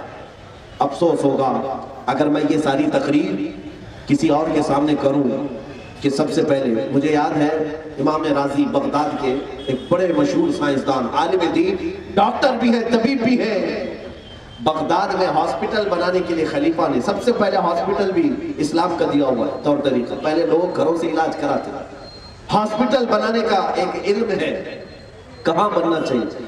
ممبئی میں تو کہیں بھی بن جائے گا، یہ الگ بات ہے کہ جگہ کی قلت ہے، لیکن اس کے اصول ہیں۔ یہ اصول سب سے پہلے کس نے پیش کیے تھے جانتے آپ؟ بغداد میں جو خلیفہ وقت تھے، انہوں نے امام رازی سے پوچھا کہ ہمیں ایک مستشفیٰ بنانا ہے. مستشفیٰ کہتے ہیں جہاں مریضوں کی دیکھ بھال کی جائے, اچھے ڈاکٹر ان کا علاج کریں. ہمیں ایک ایسا گھر بنانا ہے, ہاسپٹل بنانا. کس جگہ بنا ہے؟ بغداد کی. انہوں نے کیا نظریہ پیش کیا تھا, آج تک لوگوں کی عقلیں حیران ہیں. امام رازی نے کہا کہ مجھے کچھ کچے گوشت کے ٹکڑے لا کر کے دیں, کسی بیل کے یا جانور کے ذبح کرنے کے بعد اس کے گوشت کے ٹکڑے لا کر کے دیں. کافی ٹکڑے ان کے پاس لا کر کے دیے گئے, بڑے بڑے ٹکڑے.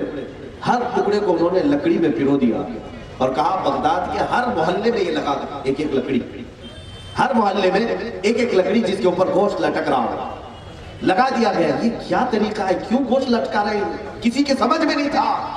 بغداد میں لٹکائے گئے, وہ گوشت لٹکتا رہا 3 دن تک. اس کے بعد امام رازی نے ہر جگہ کے اس لٹکے ہوئے لکڑی پر جو لٹکے ہوئے گوشت تھے ان کو واپس منگوایا. لاؤ. اب اس میں سارے جو ٹکڑے تھے سب کی کیفیت الگ تھی. کچھ گوشت کے ٹکڑے وہ تھے جو بالکل سڑ چکے تھے, سوکھ چکے تھے. کچھ وہ تھے جن میں بدبو تھی. لیکن ایک ٹکڑا ایسا تھا جس میں ابھی بھی تازگی باقی تھی, لیکن اس میں ہلکا پن آیا ہوگا مرجھانے کا, لیکن تازگی باقی تھی. امام رازی نے پوچھا یہ ٹکڑا کس محلے میں لگا تھا؟ بتایا گیا فلاں محلے میں یہ لگا تھا. کہا اسی جگہ پر ہاسپٹل بننا چاہیے تاکہ مریضوں کا جسم جلدی نہ سڑے. یہ نظریہ سب سے پہلے پیش کیا کہ ایسی جگہ ہاسپٹل ہو جہاں کی فضا مریض کے جسم کو جلدی متاثر نہ کرے. اس وقت سارے لوگوں کی عقلیں حیران تھی, کیا یہ بھی کوئی علم ہوتا ہے؟ ہاں, یہ ہمارے علماء اسلام ہیں جنہوں نے پوری دنیا کو زندگی گزارنے کا طریقہ بتایا ہے. آج جن کو پیشاب کرنے کا طریقہ نہیں, وہ پارلیمنٹ میں بیٹھ کر کے اسلام پہ باتیں کرتے ہیں. انہیں کیا معلوم ہے کہ اسلام کی تاریخ میں علماء اسلام نے کیا کیا حصے رکھے ہیں. ہماری کتابیں, یہ افسوس ہے کہ ہمارے بچے ہماری تاریخ سے واقف نہیں ہیں, ہمارے بچوں کو ان اصول سے واقف نہیں کرایا گیا. آج کی مجلس میں صرف اسی ٹاپک کو لے کر کے بیٹھا ہوں. تقریریں بہت ساری سنتے ہوں گے آپ, فضیلتوں میں, واقعات میں, لیکن میں آج آپ کی پرانی تاریخ کی طرف لے جا رہا ہوں. سال گزرتے جا رہے ہیں میرے عزیزوں, 2019 بھی چلا گیا, تمہاری زندگی کا ایک سال یوں ہی چلا جا رہا ہے. اب جو بچے ہوئے سال ہیں, کیا آپ میں سے بھی کوئی تیار ہے کہ میں بھی اپنی محنتوں سے اس کائنات کے لیے کوئی نظریہ پیش کر دوں؟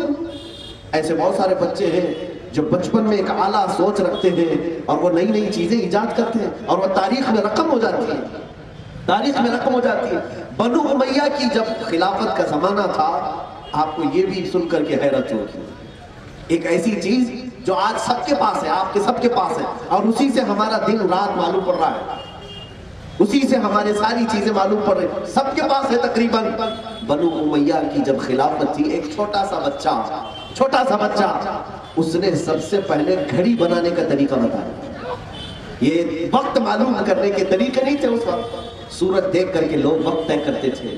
صبح ابھی اتنا پہر, 2 پہر سے پہر, 4 پہر تھی, یعنی پورے 24 گھنٹوں کو 8 پہر میں ڈیوائیڈ کیا تھا. 8 پہر جانتے تھے لوگ. سورج کی روشنی دھیمی ہو جائے تو یہ پہر چل رہا ہے, کڑک ہو جائے تو یہ پہر چل رہا ہے. لیکن آج کوئی سورج کی طرف نہیں دیکھتا, فوراً اپنی گھڑی کی طرف دیکھتا ہے. راتوں کو وہ لوگ وقت طے کرتے تھے, ان کی سحری افطار سورج اور چاند سے ہی چلتی تھی. کون سی گھڑی تھی؟ سب سے پہلے یہ گھڑی بنانے کا طریقہ بھی بنو امیہ کی خلافت میں ایک نوجوان عالم دین نے پیش کیا. وہ بچے تھے اگرچہ, لیکن سب سے پہلا یہ طریقہ انہوں نے پیش کیا. عزیزان گرامی وقار, 1 2 نہیں, جیولوجیا, فزکس, کیمسٹری, الجبرا اور پھر یہ ہندسہ جس کو آج انجینئرنگ کے کورس میں پڑھایا جاتا ہے, یہ سب علماء اسلام کے دیے ہوئے ہیں. میتھمیٹکس کے سب سے عظیم جو فنڈے ہیں آج بھی, اوکلیدس, لوگارزم, یہ سب اسلامی علماء کے دیے ہوئے ہیں. ہو سکتا ہے میری باتیں کچھ کو باؤنس جا رہی ہوں, کیوں جائیں گے؟ اسی لیے کہ تاریخ معلوم نہیں. اگر یہ تمام معلوم ہو تو آپ کا سینہ فخر سے تن جائے گا کہ یہ ہمارے اسلاف ہیں, یہ ہمارے اکابرین ہیں جنہوں نے پوری دنیا کو حساب پڑھایا ہے, پوری دنیا کو جنہوں نے میڈیکل سائنس دکھایا ہے, پوری دنیا کو.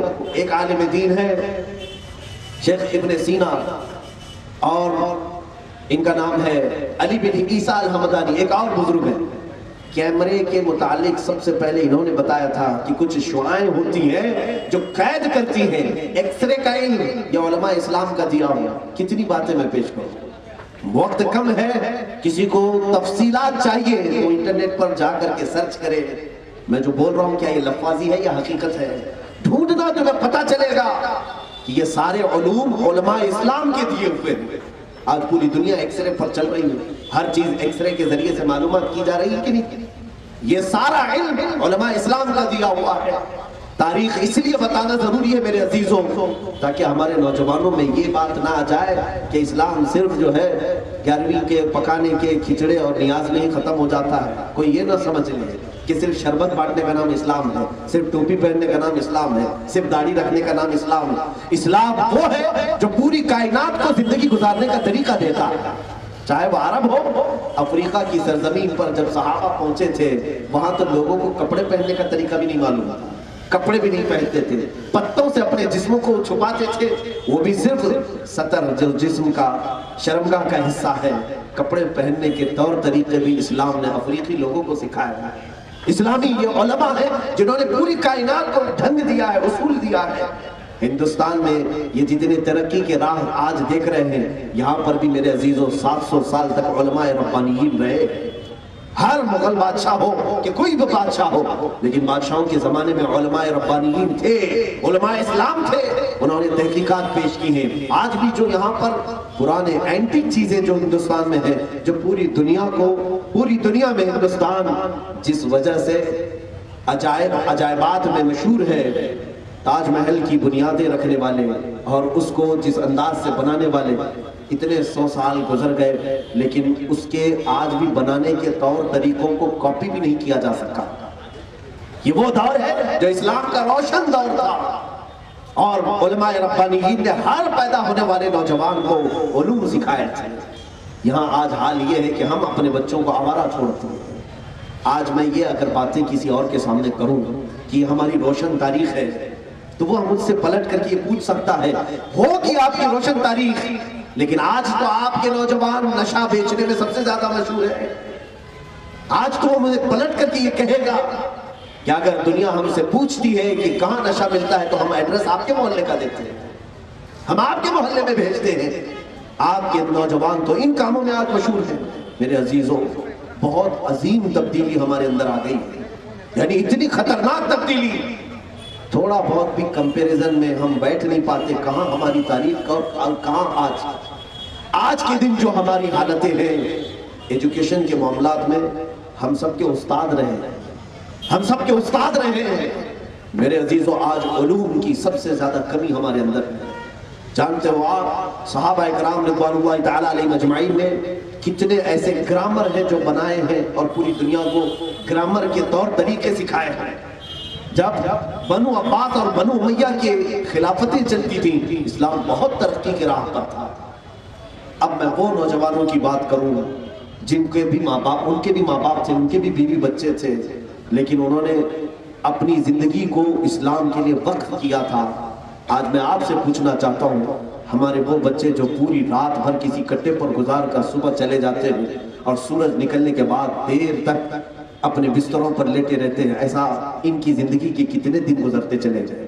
تم سوچو کتنے دن گزر گئے اور تمہاری زندگی کے یہ ایام جو گھڑی کا کاٹا ہے وہ کاٹتا چلا جا رہا ہے۔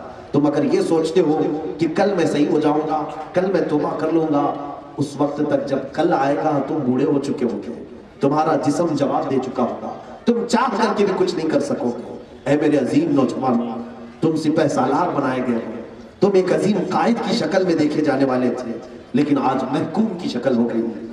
ہم ہر جگہ پر لوگوں کے نعرے لگانے کے لیے مشہور ہو گئے ہیں، اس لیے کہ دنیا آج ہمیں اسی کام کے لیے استعمال کر رہی ہے۔ جتنی سیاسی پارٹیاں ہیں یہ سب ہمارے ساتھ کھلونے کی طرح کھیلتی ہیں، انہیں معلوم ہے چند سکے انہیں دیتے ہیں، یہ اس پارٹی میں بھی آئیں گے، اس پارٹی میں بھی آئیں گے۔ کیا نہیں دیکھتے آپ الیکشن کے ٹائم پر ہر پارٹی کے پیچھے نعرے لگانے کے لیے ہمارے نوجوان گھوم رہے ہیں؟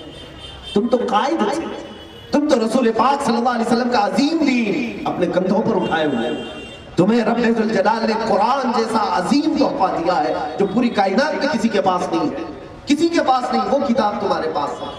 ایسا کیسے ہو سکتا ہے جس قوم کے پاس ایسی کتاب ہے کہ وہ آج تک 1400 سال ہو گئے چیلنج کر رہا ہے پوری دنیا کو، لاؤ ایسی کتاب، کوئی آج تک لا نہ سکا۔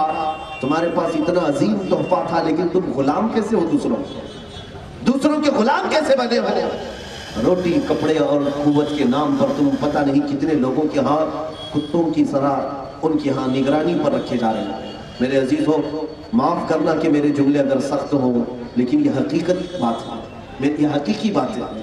عزیزان گرامی وقار، رسول کریم صلی اللہ تعالیٰ علیہ وسلم کی بارگاہ میں ایک نوجوان آیا ہے۔ آج میں اپنے بچوں سے کہتا ہوں تو ہو سکتا ہے کہ یہ سوچیں کہ اتنی جلدی بھی کیا ہے، یہ کبھی ہم کو ٹوپی کی بات کریں، کبھی داڑھی کی بات کریں، کبھی لباس کی بات کریں اور کبھی نماز کی بات کریں، اور کچھ نوجوان کترا کر کے چلے جاتے ہیں۔ کیوں کتراتے ہو؟ کیوں دور بھاگنا چاہتے ہو؟ میں تمہارے کسی بھی خوشی کا دشمن نہیں ہوں، تمہاری خوشیوں کا دشمن بن کر کے نہیں آیا ہوں، بلکہ دیکھو تم چھوٹی سی لذت کے لیے ہمیشہ ملنے والی جنت کو یہاں پر قربان کر رہے ہو، جو رب ذوالجلال نے تمہارے لیے شرابن طہورا جنت میں بنا رکھا ہے۔ مائے سلسبیل ہے، حوض کوثر ہے، تسنیم ہے، وہاں کی حوریں ہیں، وہاں کی نعمتیں ہیں۔ بار بار رب ذوالجلال نے تمہارے لیے وعدہ کیا ہے۔ تمہاری آنکھیں ادھر بند ہوئی کہ حوران جنت دروازے جنت پر تمہارے استقبال کے لیے تیار ہے، تمہارے استقبال کے لیے تیار ہے، اور تم یہ سمجھتے ہو کہ مجھے نشے میں لذت ہے، مجھے شراب میں لذت ہے، مجھے رات کے گناہوں میں لذت ہے۔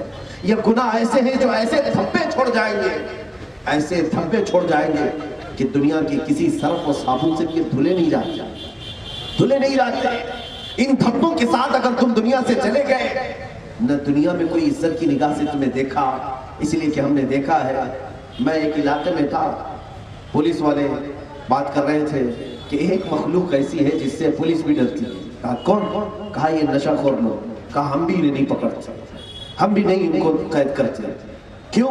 کہا یہ بہت ہی عجیب قسم کے لوگ ہوتے ہیں، نہ جانے کب کس کو مارے اور خود مر جائیں، انہیں کسی چیز کا خوف نہیں۔ پولیس والے نے کہا میں یہ بات عرض کر رہا ہوں میرے عزیزوں، پھر تمہاری عزت کس کے پاس؟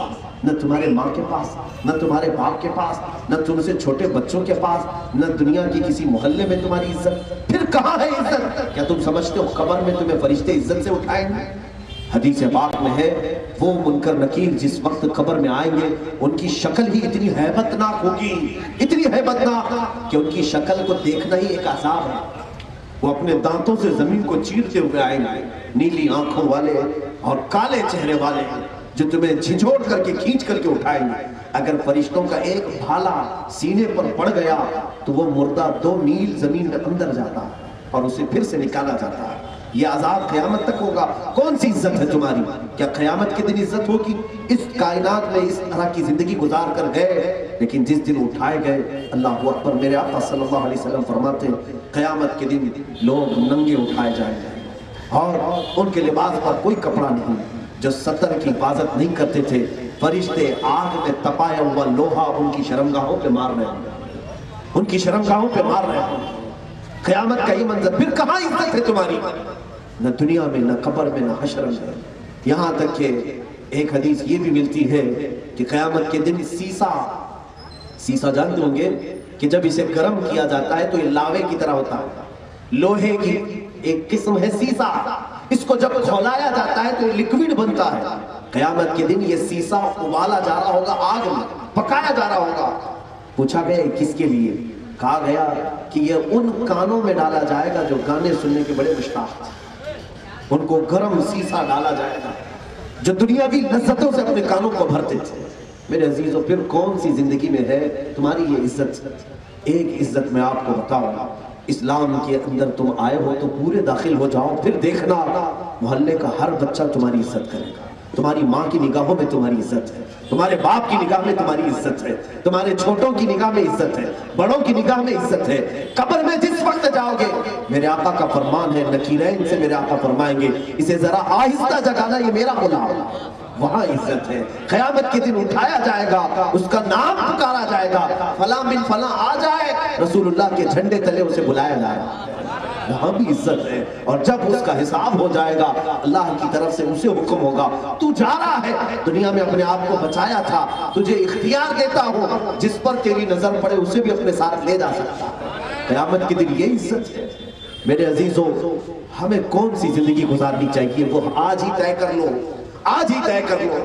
میں ایک نوجوان کی بات کرتا ہوں، جن کی زندگی تھی. آج آپ لوگ یہ سوچتے ہوں گے ہمارے ماں باپ ہیں, ہماری بیوی بچے ہیں, ہمارے بھی بہت سارے رشتہ دار ہیں, ساری چیزیں چھوڑ کر کے ہم کیسی زندگی گزاریں؟ آپ کون سی زندگی کی بات کریں؟ سنو, حضرت حنظلہ رضی اللہ تعالیٰ مدینہ طیبہ میں شادی ہوئی. آج کے دن دوپہر کے نکاح ہوا اور شام کو اسی دن ایسا ہوا کہ مکہ کے مشرکین اور کفار نے مدینے پر حملہ کرنے کی ٹھان لی اور پورا مجمع مکہ کا مدینہ طیبہ کی طرف آ گیا حملہ کرنے کے لیے. یہ جو جنگ احد ہوئی تھی, مدینے سے صرف 5 کلومیٹر دور وہ پڑاؤ ڈال کر کے رک گئے تھے. جس دن حضرت حنظلہ کی شادی ہوئی اسی دن شادی ہوئی, نکاح ہوا ہے, اور مدینے کی حسین ترین ایک خوبصورت خاتون سے انہوں نے نکاح کیا تھا اور ان کے قریب کی تھی. اب وہ نکاح کے بعد جب اپنے گھر لے آئے تو اسی شام کو اللہ کے حبیب صلی اللہ تعالیٰ علیہ وسلم نے اپنے اعلان جنگ فرمایا کہ دیکھو مشرکین مکہ نے مدینے پر حملہ کرنے کا ارادہ کر لیا ہے. دیکھو وطن کی حفاظت تو میرے آقا نے اسی وقت صحابہ سے سکھائی, صحابہ کو سکھائے. جنگ حضور لڑنے کے لیے گئے نہیں تھے, مکہ والے آئے تھے مدینہ تباہ کرنے کے لیے. یہ تو ہمارے کردار ہے میرے عزیزوں, جو ہمارے وطن کی طرف آنکھ اٹھا کر کے بھی دیکھے. میرے آقا نے تو ہمیں جہاد کا حکم دیا, جہاد کا حکم دیا. تو یہ جنگ احد جو ہوئی تھی وہ مدینے کی خرابی کرنے کے لیے مکہ کے مشرکین آئے تھے. حضور نے صفوں کو ترتیب دینا شروع کیا, رات کے وقت سارے صحابہ کو بلایا, اس میں حضرت حنظلہ بھی.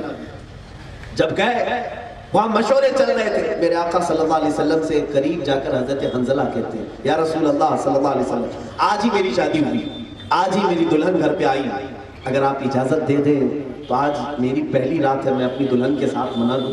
اللہ کے حبیب صلی اللہ علیہ وسلم نے فرمایا جا تجھے اجازت. انہوں نے یہ کہا یا رسول اللہ آج پہلی رات گزاروں گا اور کل آپ کے ساتھ حاضر ہونے کی کوشش کروں گا. پہلی رات جب وہ گئے, اپنی شب عروسی ہے جس کو شب زفاف کہا جاتا ہے, حضرت حنظلہ رضی اللہ تعالیٰ اپنی اس نئی نویلی دلہن کے ساتھ شباشی فرما رہے ہیں. رات کا آخری پہر ہے میرے عزیز, ایک نوجوان زندگی کے لیے یہ سب سے حسین رات ہو سکتی ہے. جو لوگ عیاشی میں مصروف ہو کر سوچتے ہیں یہاں بڑی لذتوں کی زندگی ہے, لیکن ایک دولہے کے لیے اس کی پہلی رات کیا یہ لذتوں والی نہیں ہوتی؟ حضرت حنظلہ رات کے آخری پہر بے قراری سے بستر پہ اٹھتے ہیں اور اپنی شریک حیات, اپنی رفیق حیات, اپنی بیوی سے کہتے ہیں دیکھو مجھے آوازیں آ رہی ہیں رسول کریم صلی اللہ علیہ وسلم, میرے آقا صلی اللہ تعالیٰ علیہ وسلم نوجوان صحابہ کی صفیں لگا رہے ہیں, فجر کی نماز سے پہلے کی بات ہے, مجھے آوازیں آ رہی ہیں, جنگ کے طبل بج رہے ہیں, مجھے گھبراہٹ ہو رہی ہے, بے قراری ہو رہی ہے, میں زیادہ دیر تک تمہارے ساتھ بیٹھ نہیں سکتا, میں جانا چاہتا ہوں میرے مصطفیٰ کریم صلی اللہ علیہ وسلم کی صفوں میں شریک ہو جاؤں. تم کیا چاہتی ہو, کیا تمہاری اجازت ہے؟ اس نئی نویلی دلہن نے رونا دھونا نہیں شروع کیا بلکہ کہا ہے میرے سردار خدا حافظ, اللہ حافظ, آپ جائیں رسول کریم صلی اللہ علیہ وسلم کے ساتھ, اس لیے کہ ہمارا جینا مرنا انہی کی رضا کے لیے, اگر وہ راضی ہے تو زندگی ہے, آپ جائیں. کہا تجھے اس بات کا غم نہیں کہ میں وہاں پر قتل ہو جاؤں؟ اس بیوی نے مسکرا کر کے کہا غم کس بات کا, صحیح سلامت لوٹو گے تو ساری عورتوں میں فخر سے کہوں گی میں ایک غازی کی بیوی ہوں, اور اگر شہید ہو گئے تب بھی میں عورتوں میں فخر کروں گی کہ شہید کی بیوہ, مجھے اس بات کا غم نہیں ہوگا. اسی وقت فجر کی نماز سے پہلے حضرت حنظلہ کو رخصت کیا, وہ انہی کپڑوں میں شریک جنگ ہو گئے, جہاد میں تشریف لائے. اللہ کے حبیب صلی اللہ تعالیٰ علیہ وسلم احد کے میدان میں ہیں اور یہ دوپہر کا وقت ہے جب گھمسان کی جنگ تھی. پہلے مسلمانوں کو فتح مبین حاصل ہوئی, اس کے بعد تھوڑی سی کچھ خطائیں تھیں, تفسیر میں آپ نے سنا ہوگا, جس کی وجہ سے کفار و مشرکین غلبہ پائے اور تقریباً 70 صحابہ جام شہادت نوش کر گئے تھے. 70 صحابہ کی جانیں گئی تھی, ان میں ایک صحابی حضرت حنظلہ بھی تھے جو پہلی رات کے دولہا تھا. اسی دن ان کے جسم پر اتنی تیریں آئی, اتنے تیر لگے کہ وہ اٹھ نہ سکے. ان تیروں کے ساتھ وہ میدان جنگ میں لوٹ پوٹ ہوتے رہے, یہاں تک کہ جب شام کا وقت ہوا لاشیں جمع کی جا رہی تھیں, لاشیں جمع کی جا رہی تھیں, سب کی لاشیں آئی. حضور پاک صلی اللہ تعالیٰ علیہ وسلم نے سب لاشوں پر نماز پڑھی, لیکن حضرت حنظلہ کی لاش وہاں پر کہیں نہیں مل رہی تھی, ان کا جسم نہیں تھا. صحابہ نے کہا حنظلہ کو شہید ہوتے ہوئے تو دیکھا ہے لیکن لاش کہاں ہے؟ حضور پاک صلی اللہ تعالیٰ علیہ وسلم نے آسمانوں کی طرف دیکھا, مسکرایا, پھر فرمایا کہ فلاں جگہ دیکھو ان کی لاش ہوگی. صحابہ گئے تو دیکھا ان کی لاش مبارک بالکل غسل کی ہوئی اور دھوئی ہوئی مبارک کی ہوئی. صحابہ اٹھا کر کے لائے. ایک عظیم نوجوان تف ہے ہماری جوانی پر، لعنت ہے اس جوانی پر جنہوں نے رات کے پوری تاریکیاں گناہوں کے اڈوں میں گزارے ہیں. اس عظیم نوجوان کی لاش کو جب لایا گیا میرے آقا صلی اللہ علیہ وسلم کے پاس، صحابہ کھڑے تھے، پوچھا آقا یہ نہایا ہوا دکھ رہا ہے؟ حضور نے فرمایا ہاں، جیسے ہی یہ شہید ہوا اس کو اللہ کے فرشتے اوپر لے کر گئے، اسے اٹھا کر لے گئے اور اسے جنت کے پانی سے غسل کر کے واپس لائے. صحابہ نے پوچھا یا رسول اللہ شہید کے لیے تو غسل بھی نہیں کفن بھی نہیں ہے، آپ ہی نے تو فرمایا. شہید کا مسئلہ کیا ہے جانتے ہیں آپ؟ جو شہید ہوتا ہے اس کے لیے کفن بھی نہیں ہے، غسل بھی نہیں. وہ جن کپڑوں میں شہید ہوا ہے انہی کپڑوں کے ساتھ اسے دفن کیا جاتا ہے. یہ اس کا اعزاز ہے، یہ اس کی عزت ہے. یہ ہم ہیں کہ ہمارے کپڑے اتار لیے جاتے ہیں، اس دنیا کے کپڑے پہن کے جاؤ.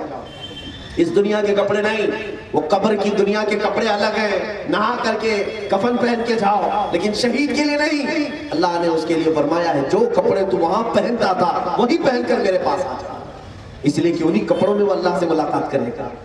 تو یہ حنظلہ کو کیسے غسل دیا گیا؟ صحابہ نے پوچھا جب شہید کو غسل نہیں تو فرشتوں نے غسل کیسے دیا ہے؟ میرے آقا صلی اللہ علیہ وسلم نے فرمایا اے میرے صحابہ، حنظلہ کو جو غسل دیا گیا ہے یہ موت کا غسل نہیں ہے، یہ جنابت کا غسل ہے. جاؤ اس کی بیوی سے پوچھ لینا، وہ تمہیں بتائے گی.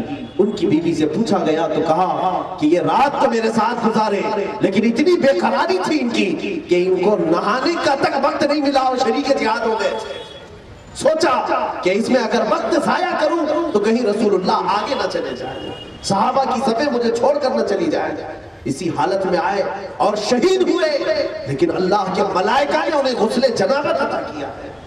میرے عزیز ہو، یہ وہ عظیم نوجوان ہمارے آج کے نوجوانوں میں کیا پوزیشن ہے آج دیکھیں. ہم رات تو پوری کسی کام کے لیے گزار سکتے ہیں لیکن میرے مولا کے لیے ایک لمحہ کھڑا ہونا ہمارے لیے دشوار ہے. جو ہمیں ماں کے پیٹ سے لے کر اب تک پال رہا ہے، ہمیں غیب سے وہ ہوائیں دے رہا ہے، ہمارے رزق کا پورا انتظام کیا ہے، لیکن آج ہماری زندگی اس کی نافرمانی. اس پوری زمین کو دیکھو، تم نے گواہ بنا رکھا ہے اس زمین کو اپنے گناہوں کے دھبوں سے. یہ زمین گواہی دے گی قیامت کے دن. یہ سارے دھبے جو ہم نے گناہ کے چھوڑے یہ قیامت کے دن بتائے گی مولا سے اے رب ذوالجلال میرے اس حصے کو اس نے گناہوں سے لال کیا، اس حصے پر بیٹھ کر کے یہ تماشے کرتا رہا، تیری نافرمانی کرتا رہا. دیکھنا آج اگر میری یہ باتیں آپ کے اوپر سے جا رہی ہوں، کل تمہاری اور میری ملاقات قیامت کے دن ہوگی تو فیصلہ ہو جائے گا. میرے عزیزوں، میں لفظی کرنے کا عادی نہیں ہوں، میں دل سے کہہ رہا ہوں. میں ان بچوں کو آج بھی بلاتا ہوں، آج بھی بلا رہا ہوں. وقت ہے مولا تمہیں واپس لے لیں. تمہاری زندگی گزارنے کے وہ سلیقے نہیں ہیں، وہ طریقے نہیں ہیں جو تم نے بنا رکھے ہیں. کچھ کردار میں اتنی بلندیاں پیدا کرو کہ دنیا تمہارے نقش قدم پر چلنے میں فخر محسوس کرے، تمہارے نقش قدم پہ چلنے میں فخر محسوس کرے. دو اور نوجوان مجھے دکھتے ہیں تاریخ میں، دو اور نوجوان، ایک کا نام ہے محمد بن قاسم، دوسرے کا نام ہے طارق بن زیاد. دونوں کی عمر 17 سال اور 19 سال کے قریب ہے. 17 سال یہ ٹین ایج ہے، بھڑکتی ہوئی جوانی جس میں کوئی قابو میں نہیں ہوتا. لیکن ٹین ایجر وہ جانتے ہیں ان کو ماں باپ کی باتیں بری لگتی ہیں، نصیحت کرنے والے انہیں دشمن لگتے ہیں. سنو اسلام کا ٹین ایجر کیا ہوتا ہے، وہ اس طرح سے عیاشی میں اور بائک رائڈنگ میں مشہور اسلامی نوجوان نہیں ہے. ٹین ایجر کیا کرتے ہیں جانتے ہیں آپ؟ عرب کی سرزمین پر جب اموی خلافت کا زمانہ تھا، حجاج بن یوسف گورنر، اگرچہ وہ ظالم رہا ہو، اس زمانے میں ایک حال ایسا ہوا کہ سرندیپ یعنی سری لنکا کے قریب جو بادشاہ تھے، یہ ان کے تعلقات عربوں سے اچھے تھے. تو سرندیپ کا جو بادشاہ تھا وہ ایک پورے جہاز میں وہاں کے جو مسلمان تاجر تھے جو عرب سے آئے تھے، جن کا انتقال ہوا تھا، ان کی بیواؤں کو جہاز میں سوار کر کے عرب بھیج رہا تھا. اچھا بادشاہ تھا سری لنکا کا بادشاہ. یہ اس صدی کی بات کر رہا ہوں، 90 ہجری کے قریب، حضور صلی اللہ علیہ وسلم کی وفات کے 80 سال بعد. یہ بادشاہ جہاز میں بیٹھا کر کے جو بیوہ عورتیں تھیں عربوں کی، مسلمانوں کی، انہیں بھیج رہا تھا. اور حج کا موسم آ گیا تھا، تو جو عورتیں اور جو بچے ہوئے مسلمان تھے انہوں نے احرام بھی باندھ لیا تھا کہ ہم حج کے لیے جائیں. لیکن وہ کشتی بہک کر کے دریا یعنی سمندر میں بحر عرب میں راستہ بھٹک کر کے کراچی کا جو ساحل ہے دیبل کا ساحل اس کو کہا جاتا وہاں لگ گئی. وہاں پر ایک ظالم بادشاہ راجہ طاہر اس کی حکومت تھی. یہ اس وقت کی بات کر رہا ہوں میں جب ہند پورا اکھنڈ بھارت جس کو کہتے ہیں, پاکستان کوئی الگ ملک نہیں تھا, ہندوستان میں تھا. تو اس وقت ہند کا بادشاہ راجہ طاہر ایک بڑا ظالم تھا. اس کے کچھ گنڈوں نے اس پوری جہاز پر قبضہ کیا اور جتنی عورتیں تھیں ان کو سب قبضہ کر کے اپنے حوالے کر لیا اور ان کی عزتیں لوٹنا شروع کر دیا. جو عورتیں ان کے ہاتھ میں آئی تو کچھ نوجوان اس میں سے جو بچ گئے اپنی جان بچائے, یا جو عرب جو بچے ہوئے تھے جو مسافر وہ اپنی جان بچا کر عرب پہنچ گئے. اب سنو, اس وقت غالباً یہ بغداد کی بات ہے. تو بغداد میں یہ پہنچے کچھ تاجر جو لٹے ہوئے تھے, انہوں نے اپنا قصہ سنایا کہ ہم سری لنکا سے چلے تھے لیکن راجہ طاہر کے گنڈوں نے ہمیں پکڑا, ہماری عورتوں کو قید کر لیا ہے اور ان کے ساتھ ظلم و ستم کی ایک بڑی کہانی شروع ہو چکی ہے. یہ جب وہ بیان کر رہے تھے جو لٹے ہوئے تاجر, اس وقت حجاج بن یوسف کے پاس 19 سال کا نوجوان محمد بن قاسم کھڑا تھا. اس نے پوچھا کہ کیا ہوا, تم نے کیا کہا, پھر سے سناؤ. تو وہ تاجروں نے, لٹے ہوئے تاجروں نے کہا وہاں پھنسی ہوئی عورتیں جن کی عزت اور عصمت لوٹی جا رہی تھی وہ پکار رہی تھی, کہاں ہے وہ اسلام کے عظیم نوجوان جو ہماری عزتوں کی حفاظت کرتے تھے. رسول کریم صلی اللہ تعالیٰ علیہ وسلم کی طرف ان کی آس لگی ہوئی تھی کہ وہ نوجوان کہاں ہے جو عورتوں کی حفاظت کرتے تھے. تو وہ تاجر جیسے یہ واقع بیان کر رہا تھا, محمد بن قاسم کو جلال آیا بغداد, 19 سال کا جوان جلال میں کہتا ہے لبیک یا اختی, اے میری بہن میں حاضر ہو رہا ہوں, میں آ رہا ہوں تیری حفاظت کے لیے. اسی وقت شامی فوج 6000 سے 10,000 کے قریب لشکر لے کر یہ محمد بن قاسم 19 سال کا جوان آیا ہندوستان میں. سب سے پہلا قافلہ 19 سال کے سپہ سالار کے ساتھ ہندوستان میں آیا ہے. جب وہ سندھ کے علاقے میں آیا تو راجہ طاہر سے پہلے ریکویسٹ کیا گیا کہ ان غریبوں کو چھوڑ دو, آزاد کر دو, ان کے ساتھ ظلم نہ کرو, ان کی عزتیں نہ لوٹو. لیکن راجہ طاہر کو اپنی فوج پر, اپنی طاقت پر بڑا غرور تھا اور یہ 6000 سے 10,000 کا لشکر راجہ طاہر کے تقریباً 80,000 کے لشکر سے مقابلہ کرنے کے لیے تیار کھڑا تھا. 80,000 کے لشکر سے تیار کھڑا تھا. کہا ہم اپنی جانیں دے دیں گے لیکن اپنی بہنوں کو تم سے چھڑا کر رہیں گے, ہم کسی خاتون کی عزت لٹنے نہیں دیں گے. اللہ رب العزت نے وہ فتح مبین عطا کی کہ یہ ساری فوج قبضے میں آئی. راجہ طاہر بھی قیدی بنا اور پھر قید میں ہی وہ مر بھی گیا. اور سندھ کے علاقے میں سب سے پہلے اسلام کا پرچم لہرانے والا 19 سال کا جوان محمد بن قاسم تھا. سب سے پہلا جوان اسلامی پرچم بلند کیا, لیکن کسی کے ساتھ زور زبردستی نہیں کیا.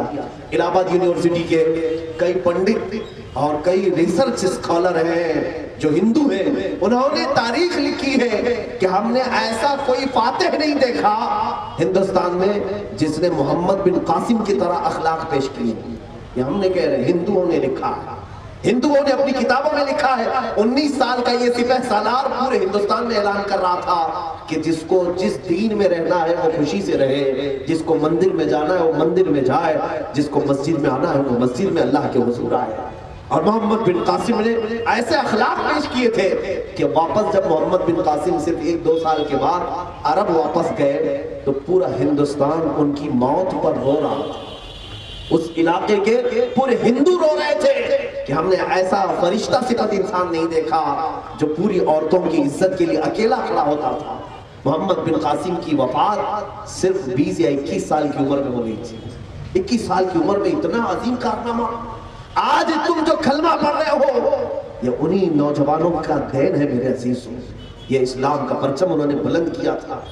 آج تمہارے پاس بھی اللہ نے جوانی دی ہے, طاقت و قوت تمہارے پاس بھی ہے, لیکن ایسی مجبور طاقت اور ایسی مجبور جوانی کہ ہر کوئی ہمارے ساتھ گیند کی طرح کھیلنے کے لیے تیار ہے.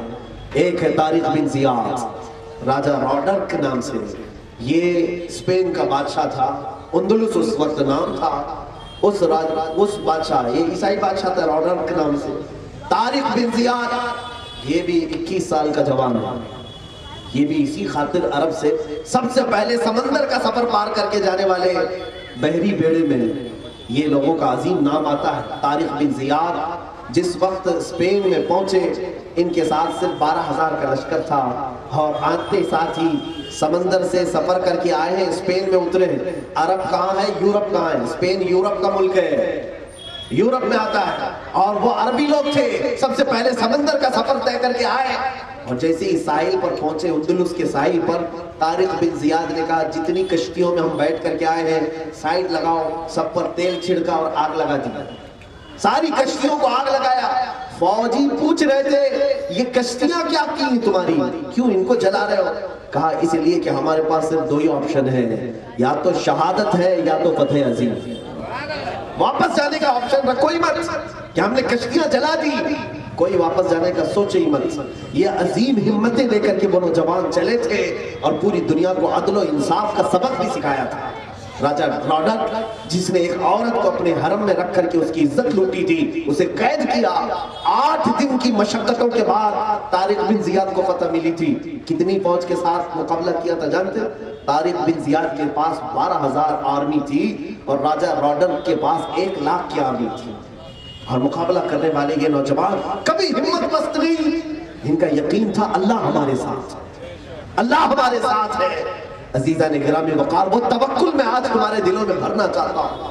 آج جو دنیا ہمیں آنکھ دکھانے کی کوشش کر رہی ہے، آج ہندوستان کی زمین ہمیں تنگ کرنے کی کوشش کی جا رہی ہے، یہ بھی کان کھول کر کے سن لیں، ہندوستان کسی کے باپ کی جاگیر نہیں ہے، یہ نہ ان کی ہے نہ ان کے باپ داداؤں کی ہے، پوری زمین اللہ کی ہے۔ اللہ جسے چاہے اپنے زمین پر رکھے، رب ذوالجلال جسے چاہے اپنی زمین سے کھلائے، اور جسے جب تک چاہے وہ حکومت عطا کرے، جب تک چاہے وہ حکومت عطا کرے۔ آج کچھ لوگوں کو ہو سکتا ہے میری باتوں سے تکلیف ہو، کیونکہ ذمہ دار حضرات نے کہا تھا کہ پھر مولانا بیٹھیں گے اسٹیج پر، پھر NRC اور CAA کے بارے میں بولیں۔ NRC اور CAA کے بارے میں کیا بولیں؟ پوری دنیا تھوک رہی ہے، کیا بولیں؟ شرم آتی ہے۔ پوری دنیا میں ہندوستان کی عزتوں کو مٹی میں ملانے کا کام کیا ہے۔ آج صرف ہندوستان کے مظاہرے نہیں، یہ آندولن، یہ پروٹیسٹ، یہ احتجاجات ہندوستان کے نہیں ہے۔ ذرا میڈیا کو یہ بھی بتانا چاہیے کہ امریکہ ہو یا دوسرے یورپین کنٹریز ہو، عرب ہو، وہاں کے بھی غیور لوگ سڑکوں پر آئے ہیں، مطالبہ کر رہے ہیں۔ حیرت کی بات ہے، یہ دجالی میڈیا کیا بتائے گی؟ یہ صرف اپنے باپ کی کہانیاں سناتی ہیں، ان کو اس کے علاوہ کچھ نہیں معلوم کہ صبح PM صاحب اٹھ رہے ہیں، ابھی ٹوائلٹ میں جا رہے ہیں، ابھی باہر آ رہے ہیں، اسی پر پوری رات نیوز چلا دیتے ہو۔ آج مجھے حیرت اس بات کی ہے میرے عزیزوں، ہماری یہ خاموشی ہمیں مار ڈالے گی۔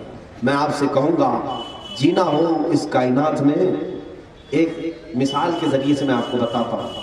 یہ دنیا ایک سمندر ہے، دنیا ایک سمندر ہے، اور اگر کبھی تمہیں پانی میں ڈالا جائے، پانی میں ڈالا جائے، سوئمنگ آتی ہے تو اچھی بات ہے، تیرنا آتا ہے اچھی بات ہے، لیکن تیرنا جس کو آتا ہے اس کے لیے بھی ایک چیز ضروری ہے کہ اگر اس کو سمندر میں ڈال دو، ندی میں ڈال دو، اسے ہاتھ پیر چلانا پڑے گا تبھی وہ تیر سکے۔ پورے ہاتھ پیر ڈھیلے کر کے کوئی تیر نہیں سکتا۔ تیرنا جس کو آتا ہے اس کے لیے بھی ضروری ہے ہاتھ پیر چلائے، اور جس کو آتا ہی نہیں وہ جائے نیچے تیرنے، مر جائے، ڈوب جائے۔ اگر آپ کو تیرنا آتا ہے پانی میں تب بھی ہاتھ پیر چلانا پڑے گا، کیوں؟ بغیر ہاتھ پیر چلائے تم پانی میں زندہ نہیں رہ سکتے۔ اسی طرح یہ پوری دنیا ایک سمندر ہے میرے عزیزوں، بولنا سیکھو، خاموش رہو گے تو ڈوب کے مر جاؤ گے، اور اگر حق بولتے رہو گے تم اپنے وجود کے ساتھ اس کائنات میں ہمیشہ زندہ رہو گے، ہمیشہ زندہ رہو گے۔ ہاتھ پیر چلاؤ۔ ہاتھ پیر چلانے کا مطلب یہ بھی مت سمجھو کہ مکے مارنے کی بات کر رہا ہوں، کسی کے ساتھ پنجہ آزمائی کرنے کی نہیں۔ جو ظلم ہو رہا ہے اس کے خلاف بولو، اس کے خلاف آواز اٹھاؤ، تاکہ تمہارے زندہ ہونے کا دوسری قوموں کو احساس ہو کہ اب بھی یہ زندہ ہیں، ان کے سامنے ہم برا نہیں کر سکتے۔ آج میں اس ذمہ دار اسٹیج سے بات کرتا ہوں، یوپی کے ایک سرزمین پر جو ظلم کی ایک نئی کہانی رچ رہے ہیں ان کے نیتا، جو سنیاسی ہیں، جن کو پتہ ہی نہیں خاندان ہوتا کیا ہے، بیٹا ہوتا کیا ہے، بیوی ہوتی کیا ہے، اور یہ خاندان پریوار سے ساری چیزیں۔ اسلام سنیاس لینے کا نام نہیں ہے، اسلام نے کبھی بھی رہبانیت نہیں آئی ہے. غوث اعظم عبد القادر جیلانی رضی اللہ تعالیٰ عنہ سے بڑھ کر کے کوئی صوفی نہیں، لیکن باوجود صوفی ہونے کے سیدنا عبد القادر جیلانی نے شادی بھی فرمائی، بیوی بھی رکھا، اولاد بھی رکھا، اور مقام یہ کہ زمین پر بیٹھ کر کے وہ لوح محفوظ کو دیکھتے تھے. تم یہ سمجھتے ہو کہ سارے کپڑے اتار دیں، ننگے ہو کر کے سنیاسی بن جائیں، چوٹیاں لمبی کر لیں، سب چیزیں چھوڑ کر کے تم یہ سوچتے ہو ہماری آتما پوتر بن جائے گی، آتما کی شکتی. تم پوری سنیاس لے کر کے بھی غریب نواز کے قدم تک نہیں پہنچ سکتے، جو کائنات میں بیٹھ کر کے ساتویں آسمان تک نظر رکھتے تھے، زمین کے ساتویں طبق تک نظر رکھتے تھے. اس لیے کہ دنیا نے دیکھا ہے جو اس وقت بھی بہت سارے یعنی اپنے جس کو کہتے ہیں یہ اپنی عبادات کر کے جو اپنی آتما کو شکتی دیکھنے کے لیے جو عبادات ہوتے اس وقت کے بھی بڑے بڑے پنڈت سرکار غریب نواز کے مقابلے میں آئے تھے، اور انہوں نے یہ سوچا تھا ہماری آتما بہت پوتر ہے، ہم سب چھوڑ چکے ہیں. لیکن اس ایک مرد قلندر نے اپنی جوتیوں سے لوگوں کو آسمان سے نیچے اتارا ہے. غریب نواز کی کھڑاؤں نے بڑے بڑے اڑنے والوں کو نیچے اتارا ہے. اسی لیے میرے مرشد گرامی نے فرمایا ہے ہوا میں اڑنے والے یوں نہ اترائیں، ندا کر دیں وہ جب چاہیں جسے چاہیں اسے فرما روا کرتے. فضا میں اڑنے والے یہ آج ہواؤں میں اڑنے والے غرور میں نہ آئے. اللہ رب العزت جس وقت چاہتا ہے اوندھے منہ بہت اوپر سے نیچے گرا دیتا. اتر پردیش کی سرزمین کے واقعات دل دہلا رہے ہیں. میں آج آخر میں یہ باتیں اس لیے کہہ رہا ہوں کہ ایک بڑی بے وقوفی کی بات ہے. میں انصاف چاہتا ہوں. ملک کی سمپتی کو نقصان پہنچا رہے ہیں اتر پردیش کے پروٹیسٹر. یہی کہا جا رہا ہے، میڈیا یہی بتا رہی ہے. وہ ظالم میڈیا سنو، تمہیں یہ تو پتا ہے کہ کہاں بس جلائی گئی، تمہیں یہ تو پتا ہے کہاں جیپ جلائی گئی، کہاں دیوار توڑے گئے، کہاں گھر توڑے گئے، اور تم جو ہے یہ کہہ رہے ہو کہ یہ ہنسا میں بدل گیا اور پراپرٹی کو نقصان پہنچایا. تمہیں یہ نہیں معلوم ملک کی سب سے بڑی پراپرٹی یہ عوام ہوتی ہے. ہم نہیں پراپرٹی ہے، وہ انسان نہیں ہے پراپرٹی. ملک کی سب سے بڑی پراپرٹی تو عوام ہے، پیپل ہے. انہی سے تو پورا ملک چلتا ہے. تو اس عوام پر گولی چلی، اس کو نہیں بتاتے یہ سب سے بڑا نقصان ہے. تمہیں جیپ جلنے کا تو نظر آ گیا، لیکن کتنے جوان جل گئے اس کا نہیں نظر آتا. آج ہم یہ مطالبہ کرتے ہیں کہ تقریباً وہاں شہیدوں کی قطار بڑھتی جا رہی ہے، مرنے والوں کی تعداد بڑھتی جا رہی ہے. ہندوستان جمہوری ملک ہے، ہمیں جمہوریت کے ساتھ جینے کا حق دیا جا رہا ہے. ہاں پہچانو، میں یہ نہیں کہتا کہ جو گنڈا گردی کر رہے ہیں پروٹیسٹ میں یا احتجاجات میں پکڑو، لیکن تم پکڑ نہیں سکتے. اس لیے کہ جس کو بھی پکڑو گے جب تلاش لو گے تو پھر وہ خاکی چڈی والا ہی نکلے گا، وہی نکلے گا. تم نہیں پکڑ سکتے. تمہیں معلوم ہے کہ بلوائی اور دنگائی کون ہوتا ہے، اور یہ بغیر تحقیق کے انجان لوگوں کو، ایسے لوگوں کو پکڑ رہے ہو جن کی 1 مہینے کی 1 سال کی دودھ پیتی بچی ہے، ماں اور باپ کو جیلوں میں اندر ڈال کر کے رکھے ہو، بچی دودھ کے لیے تڑپ رہی ہے. تم کہتے ہو یہ دنگائی ہے. میرے عزیزوں میں پرزور مذمت کرتا ہوں، لیکن ساتھ ہی میں آج یہ مذمت صرف میں نے اس لیے کیا ہے کہ اس بھرے ممبر سے یہ سال ختم ہونے والا ہے. میں ان شہیدوں کے لیے بھی دعا گو ہوں، اللہ تعالیٰ ان کو اپنے جوار رحمت میں جگاتا ہوں، اس لیے کہ وہ ملکی قوانین کی حفاظت کے لیے نکلے تھے. جن کا ایمان تھا اللہ تعالیٰ ان کی مغفرت ضرور فرمائے. میرے عزیزوں آخری باتیں یہ ہیں کہ میں نوجوانوں کی ذمہ داریاں بتا رہا تھا. یہ آخری میری باتیں، میرا میسج ہے، سن لیں. بہت دیر ہو چکی ہے، بہت وقت ہو چکا ہے. ہماری زندگیوں کے دن و رات بیتتے ہوئے اب کسی کے چہرے کے بال سفید ہونے لگ گئے، کسی کی کمر جھکنے لگ گئی ہے، کسی کے دانت ہلنے لگ چکے ہیں. وہ تو اب اللہ کے حضور جانے کی تیاریوں میں ہیں. لیکن جو نوجوان یہ سوچتا ہے میرے ہاتھ پیر ابھی چل رہے ہیں، میرے اندر ابھی قوت ہے، میرے اندر طاقت ہے، میں اپنی نظروں سے جس چاہے عورت کو دیکھ سکتا ہوں، میں جس کو چاہے اپنے جال میں اپنی محبت میں پھنسا کر اپنی عیش کی زندگی گزار سکتا ہوں، یہ تمہاری خام خیالی ہے. ان لذتوں میں اگر تم نے اپنا وقت برباد کیا، اللہ کی ناراضگی ہمیشہ کے لیے مول لیا. اور قبر کی یہ زمین، یہ جس زمین پر تم چلتے ہو تمہیں معلوم نہیں، روزانہ یہ زمین اللہ سے یہ کہتی ہے اے مولا اس ظالم کو جلدی تو موت دے تاکہ یہ میرے اندر آئے تو میں اسے دکھا دوں کہ اللہ کی زمین پر تو نے کیا کیا کیا تھا. یہ زمین روز کہتی ہے، روز کہتی ہے. تو جن لوگوں نے اپنی زندگی کو اور اس زمین کو اپنے گناہوں سے لال کیا وہ توبہ کر لے. دنیا میں کئی ایسی چیزیں ہیں آپ کو معلوم نہیں، حدیث میں موجود ہے، ہوائیں اللہ سے عرض کرتی ہے اے اللہ تو اجازت دے دے ابھی ہم ان کو اڑا دیں، ان کے بھیجے اڑ جائیں۔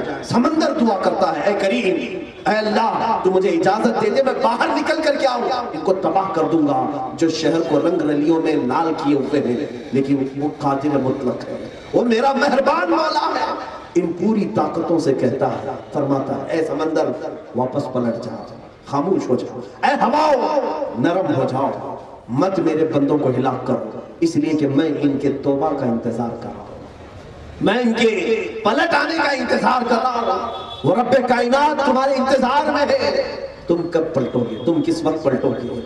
آج پوری دنیا پوری کائنات تمہارے اخلاق کے گن گاتی تھی، آج بھی گائے گی، یہ ہزار پروپیگنڈا کرے لیکن تم اپنے اخلاق سے پوری دنیا کو آج بھی جیت سکتے ہو، میرے سے آج بھی جیت سکتے ہو۔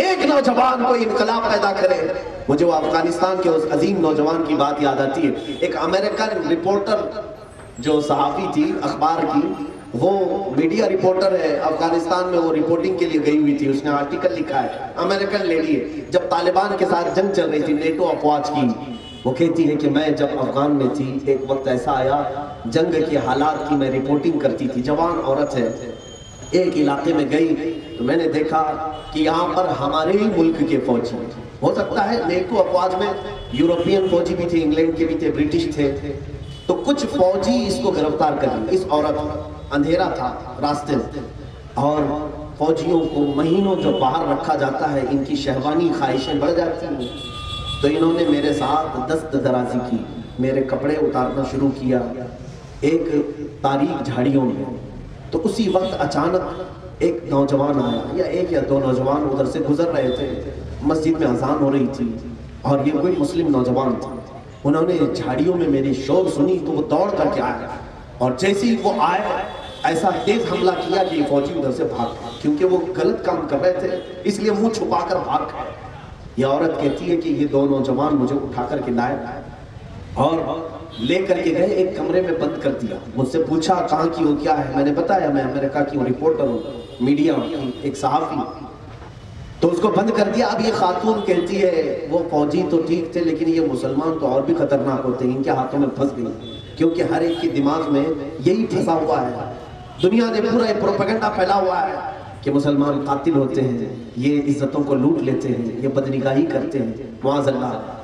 دنیا نے جن لوگوں کا چہرہ پیش کیا ہے وہ کوئی اور ہوں گے، اسلام میں پلنے والا ایک جوان بچہ بھی آتنکواد ہوتا ہی نہیں، دہشت گرد ہوتا ہی نہیں، اس لیے کہ جو دہشت گرد ہو اس کا اسلام سے کوئی تعلق ہی نہیں ہے۔ اسلامی تعلیمات پڑھنے والا کبھی دہشت گردی کیوں کرے گا؟ میرے عزیزوں، وہ خاتون یہ سوچتی ہے کہاں میں یہ جوانوں کے اندر پھنس گئی، اب شاید یہ میری عزت کے ساتھ کھلواڑ کریں گے، پوری رات میرے ساتھ پتہ نہیں کیا ہوگا۔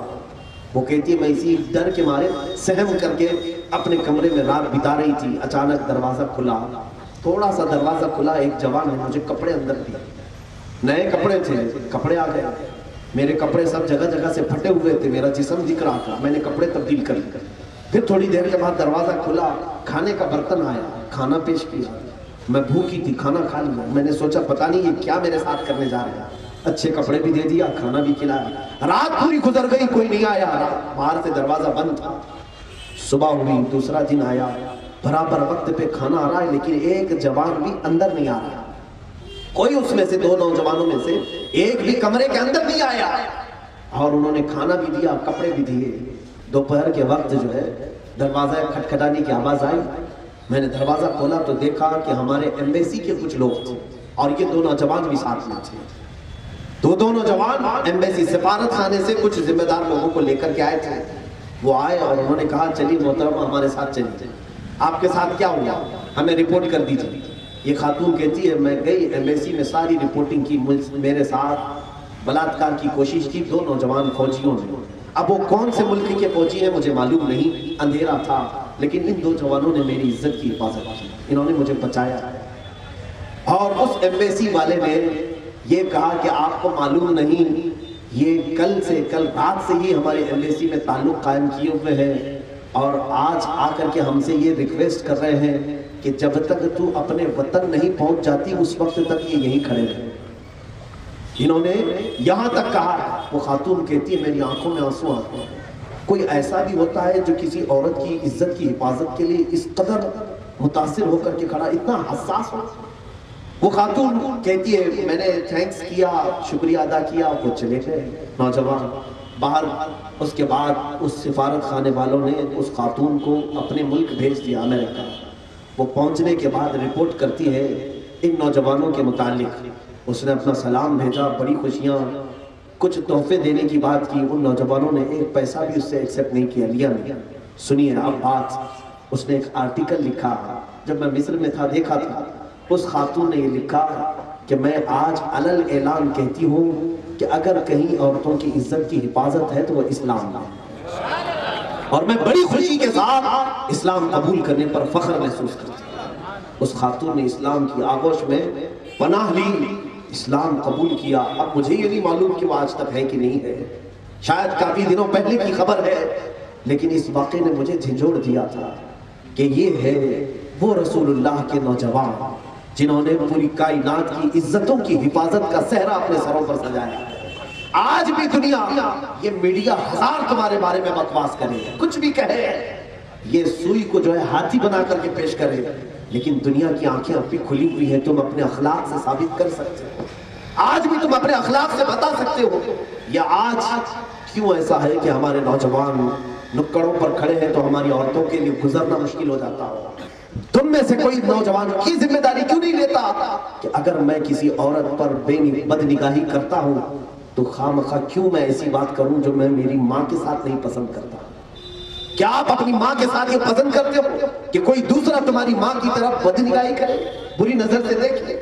تمہاری ماں بھی تو ایک عورت ہی ہے، تمہاری ہو سکتا ہے بہن نہ ہو، بیوی نہ ہو، ماں تو ہوگی، اگر ہے نہیں تو کبھی تو رہی ہوگی۔ جس نے بھی کسی خاتون کے ساتھ اس کی عزتوں کے اوپر حملہ کیا، اسے یاد رکھنا چاہیے اس نے عورت ذات کے ساتھ ناانصافی کی جس میں اس کی ماں بھی شامل ہے، اس کی ماں بھی شامل ہے۔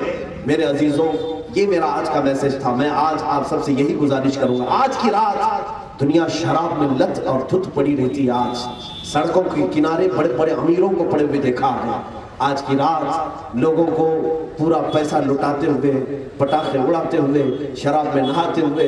2 سال قبل کی بات ہے، بغداد کی سڑکوں پر میں یہی 31 نائٹ میں تھا، بغداد کی سڑکوں پر نوجوانوں کو دیکھا، ننگی لڑکیوں پر شراب کی بوتلیں اڑیلتے اور ناچتے۔ معاذ اللہ رب العالمین، میں نے یہی محسوس کیا، یہی ان کی حرکتیں ہیں جو اللہ کا عذاب ان کے اوپر آیا ہوا ہے۔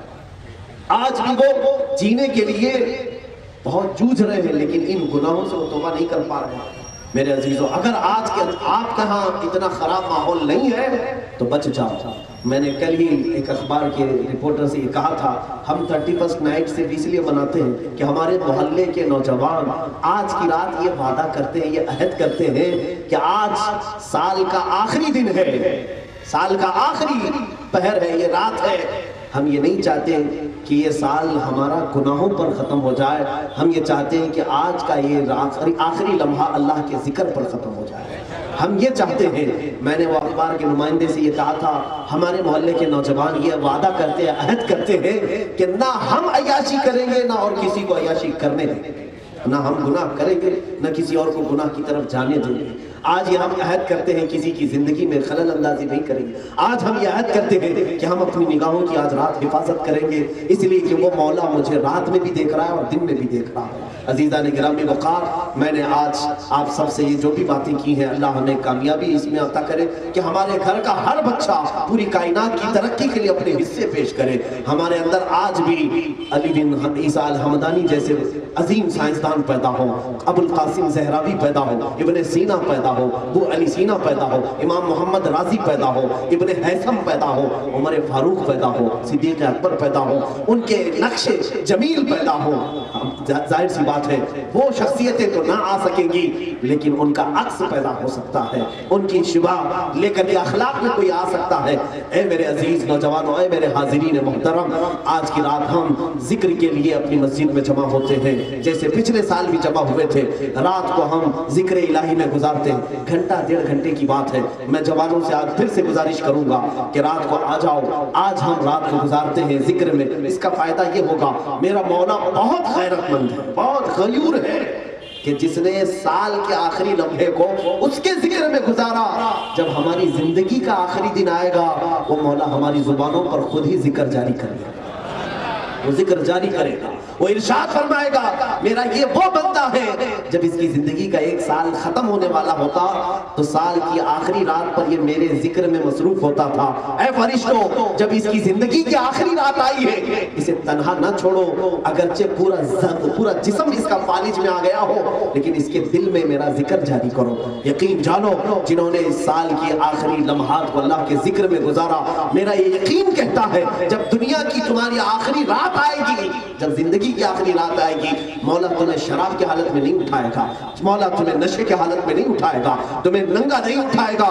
رب ذوالجلال غیور ہے، وہ تمہاری زندگی کی آخری رات کو اپنے ذکر جمیل میں اٹھائے گا اور اللہ تمہیں پاک و صاف کر کے اٹھائے گا۔ اور دوسرا ہمارا پلان یہ بھی ہے، میں نے ذکر کے لیے آج کی رات مخصوص کیا ہے، پچھلے سال بھی ذکر کیا تھا، آج بھی کریں گے انشاءاللہ مدینہ جامع مسجد میں، لیکن ایک اور آپ کے لیے آپشن میں پیش کرتا ہوں، زبردستی نہیں، فورس نہیں، لیکن میری طرف سے سجھاؤ مشورہ ہے کہ کل کا جو دن آئے گا، آج رات ہم سحری کریں گے اور کل سال کا پہلا دن ہے اور ہم روزے سے افتتاح، روزے سے اس کی شروعات کریں گے۔ کل کا پہلا دن انشاءاللہ العزیز، ہمارے بچے بہت سارے ہیں، سارے مدرسے کے طلبہ یہ سب روزہ رکھیں گے انشاءاللہ العزیز۔ کل مغرب میں ہم ساتھ افطار کریں گے، صرف اس لیے میں یہ کہہ رہا ہوں کہ جس کی زندگی کی سال کا پہلا دن روزے کے عالم میں شروع ہو اور سال کی آخری رات ذکر پر ختم ہو، انشاءاللہ میرے رب سے امید ہے کہ بیچ میں جو کچھ بھی ہوا تھا مولا سب معاف کر دے گا، سب معاف کرے گا۔ اس نے افتتاح عبادت سے کی ہے اور اختتام ذکر پر کیا ہے، بیچ میں جو کچھ بھی ہوا تھا غیب سے اس کے نامہ اعمال سے برائیاں مٹا دی جائیں۔ آؤ دعا کرو رب ذوالجلال کی بارگاہ میں، مولا کریم خدا آج ہم عہد کرتے ہیں آج کی رات عیاشیوں میں نہ گزاریں گے، گناہوں پر نہ جائیں گے، ہم ظلم و ستم کو اپنی آنکھوں سے نہیں دیکھیں گے۔ اے رب ذوالجلال تو خیر سے ہمیں گناہوں سے بچنے کی توفیق عطا فرما، تو جو چاہے تو میل میرے دل کے دھلے۔ اے مولا ہماری آنکھوں کی حفاظت فرما، ہمارے جسموں کی حفاظت فرما، ہمارے ہاتھوں اور پیروں کو ظلم سے بچا لے۔ اے رب قدیر ہماری زبان کو غلط چیزوں سے بچا لے۔ اے کریم خدا ارحم الراحمین، جتنے بچے جوان بوڑھے مرد خواتین یہاں پر ہیں، الہ العالمین سب یہ عہد کرنے کے لیے بیٹھے ہیں کہ ہماری زندگی کا 1 سال ختم ہونے کو آیا ہے۔ الہ العالمین جب ہماری زندگی کی آخری رات آئے، جب ہم اس دنیا کو چھوڑ کر رخصت ہونے والے مولا تو ہمیں امن و امان کے ساتھ اٹھا، ہمارے جنازے تیرے ذکر پر اٹھائے جائیں۔ الہ العالمین ہماری لاشیں تیرے ذکر پر اٹھائی جائیں۔ اے قدیر و جبار خدا ہندوستان کے پورے ماحول کے لیے میں تجھ سے دعا کو ہوں، جہاں کہیں ظلم و ستم ہو رہا ہے ظالموں کو تو کیفر کردار تک پہنچا دے، شریر کو تو کیفر کردار تک پہنچا دے۔ اے مولا وقت کے فرعون اور وقت کے نمرود جو طاقتوں اور قوتوں کے مالک بنے بیٹھے ہیں، جو طاغوتی قوتیں آج تخت پر براجمان ہیں، اے کریم خدا ان کے تختوں کو تو الٹ دے۔ اے الہ العالمین فرعون کو جس طرح غرق کیا، وقت کے ظالم فرعونوں کو تو تباہ و برباد فرما۔ اے رب ذوالجلال جو اسلام و مسلمانوں کی طرف بری نگاہ اٹھائے، قدیر و جبار خدا تو اس کے لیے کافی ہو جا، تو اس کے لیے کافی ہو جا، تو اس کے لیے کافی ہو جا۔ حسبنا اللہ و نعم الوکیل، نعم المولا و نعم النصیر، وآخر دعوانا الحمدللہ رب العالمین۔ السلام علیکم۔